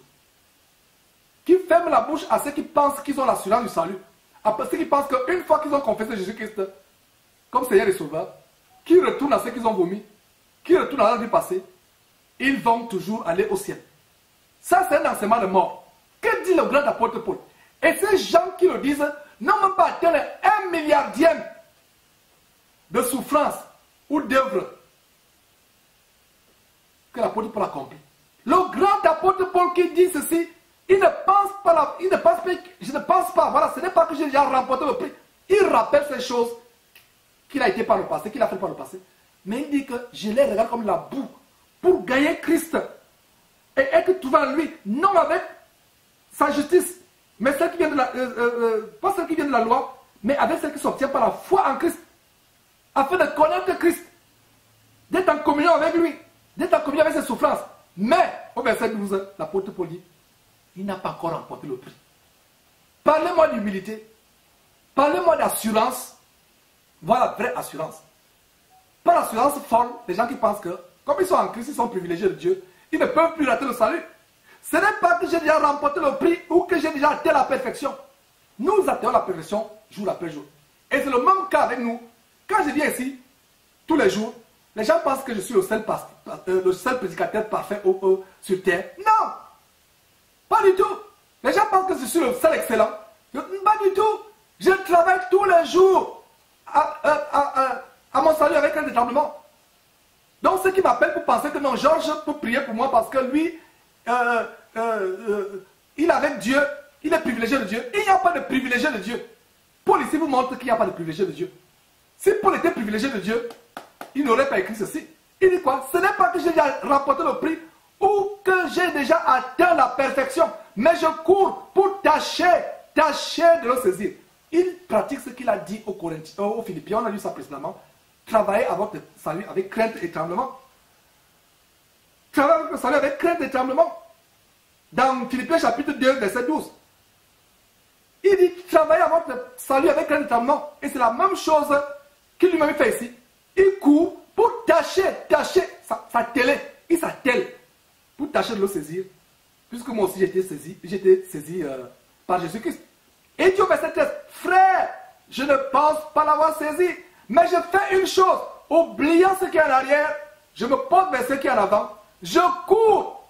Il ne traîne pas les pieds, il ne marche pas, il court. C'est la même course dans laquelle nous sommes engagés. La course, le grand marathon vers le royaume de Dieu.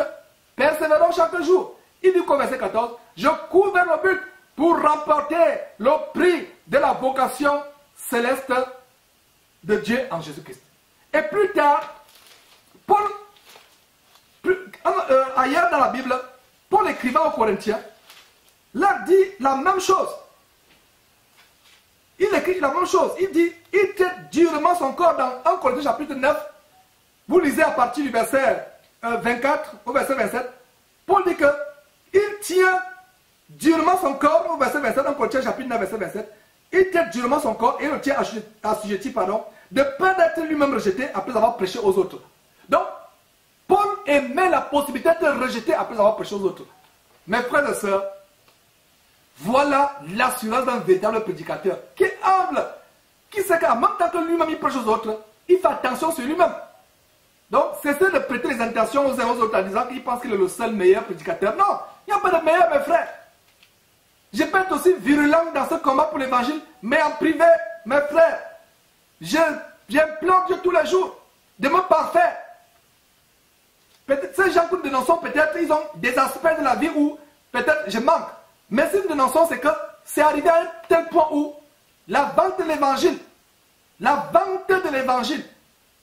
l'amour propre, c'est levé au-dessus de Jésus-Christ, introduit la sorcellerie et les doctrines des démons dans le corps de Christ. Nous ne pouvons pas nous taire. Et en même temps que nous dénonçons, nous nous examinons. Et c'est l'appel que j'ai lancé il y a quelques jours aux auditeurs de Jésus-Christ TV, même à l'équipe de Jésus-Christ TV, afin de ne pas avoir de nous-mêmes une haute opinion, penser qu'on est les privilégiés de Dieu, mais revêtir toujours et toujours des sentiments humbles, nous attelons, marchons en progrès, de progrès en progrès, mes frères. Donc c'est par ce verset 14 du 3e chapitre de Philippiens qu'on va suspendre aujourd'hui, et je pense que quand nous reviendrons, plus tard, on va conclure le livre de Philippiens. Donc ça va faire plaisir à Dieu, 4 émissions sur Philippiens. Donc nous allons marquer une pause sur ce livre, à ce verset, à ce niveau, chapitre 3, Philippiens chapitre 3, verset 14. Donc mes frères, c'était un plaisir de partager ces choses, la parole de Dieu, merveilleuse et ganable, c'est la meilleure chose que nous pouvons vous donner aujourd'hui. Pierre et Jean qui montaient au temple, qui avaient administré la guérison de la part de Dieu. Dieu nous a maintenant manifesté la puissance, en guérissant ce mendiant infirme, impotent. Et l'apôtre Pierre lui a dit, je n'ai ni or ni argent. Ce que j'ai, je te donne au nom de Jésus-Christ, lève-toi et marche. Et la plus grande chose que vous pouvez recevoir un homme sur terre, c'est l'évangile. Recevez tout l'argent de la couronne britannique, de la reine Elisabeth. Recevez tout l'argent de Bettencourt en France. Recevez tout l'argent des hommes les plus riches des États-Unis, Bill Gates, Warren Buffett. Recevez tous les diamants de la compagnie de Beers en Afrique du Sud. Vous allez mourir, vous allez laisser cet argent. Mais la certitude certaine sur terre, la seule certitude, c'est que l'évangile de notre Seigneur Jésus-Christ, c'est le plus grand trésor parce qu'il vous amène à la vie éternelle. Vous ne connaîtrez jamais la mort, même si un jour on vous met 2 mètres sous terre. Parce qu'au son de la trompette, quand la trompette va retentir, la voix de l'archange de Dieu, les morts en Christ ressusciteront, vous ressusciterez pour la vie éternelle. Donc la plus grande chose que vous pouvez donner, vous offrez vous-même d'abord. D'abord vous-même, ne donnez pas à quelqu'un si vous ne l'avez pas vous-même reçu. La plus grande chose que vous pouvez vous recevoir, ce n'est pas les cadeaux de l'abominable fête de Noël, ce n'est pas les trésors, ce n'est pas l'argent. C'est faux pasteur qui vous amène à vous focaliser sur l'argent. Vous allez mourir, c'est la poussière, tout ça vous entraîne la mort. La véritable chose, le trésor véritable qui vous entraîne la vie éternelle, c'est l'évangile. L'évangile. L'évangile. Mes frères et sœurs, c'est par cette exhortation additionnelle que je vous prie de vous joindre à nous, de tout simplement rendre grâce à Dieu. Mes sœurs, couvrez-vous la tête quand vous priez. Mes frères, veillez à ce qu'il n'y ait rien qui recouvre votre tête quand vous priez. Donc, rendons grâce à Dieu. Mes frères et sœurs, prosternons devant sa face. Seigneur Dieu, merci infiniment. Merci pour ce grand message, pour la force que tu nous as donnée ici au studio, par ma bouche, malgré les fatigues de la semaine. Tu nous as donné d'être debout, de donner la merveilleuse chose que nous pouvons donner à nos prochains, cet évangile, cette parole. Seigneur, grâce te soit rendue pour cette parole. L'honneur, la gloire, la louange à toi seul et ainsi qu'à ton Fils Jésus-Christ. L'honneur pas à cette trompette, l'honneur pas à Georges, moi qui suis ici, ton serviteur qui a encore des défauts, Père, tu vois mes défauts. Mais je peux te remercier de ce que tu es patient envers moi et tu me donnes le mot parfait, Seigneur. Je te rends grâce, je te remercie pour tous ceux qui ont suivi cet enseignement. Donne-leur de ne pas être des auditeurs oublieux, écoutant et ne les mettant pas en pratique. Mais donne-leur de vraiment être changés véritablement par cet évangile. Seigneur, merci pour ceux qui suivront cette émission plus tard. C'est au nom tout-puissant de Jésus que nous avons prié. Amen. Donc mes frères, ça en est fait pour aujourd'hui. Dans quelques jours, plaise à Dieu, vous aurez la date précise. La prochaine émission, nous allons terminer le livre de Philippiens. Que la paix, la gloire, la santé que Dieu est parti soit toujours avec vous. Santé spirituelle d'abord. Et la grâce et la faveur de Dieu, la faveur imméritée. Et la joie, surtout la joie. En dépit de toutes les situations, en dépit des circonstances que vous pouvez traverser. Vous garde pleinement intègre en Christ Jésus. Par lui, nous disons Amen. Bye bye.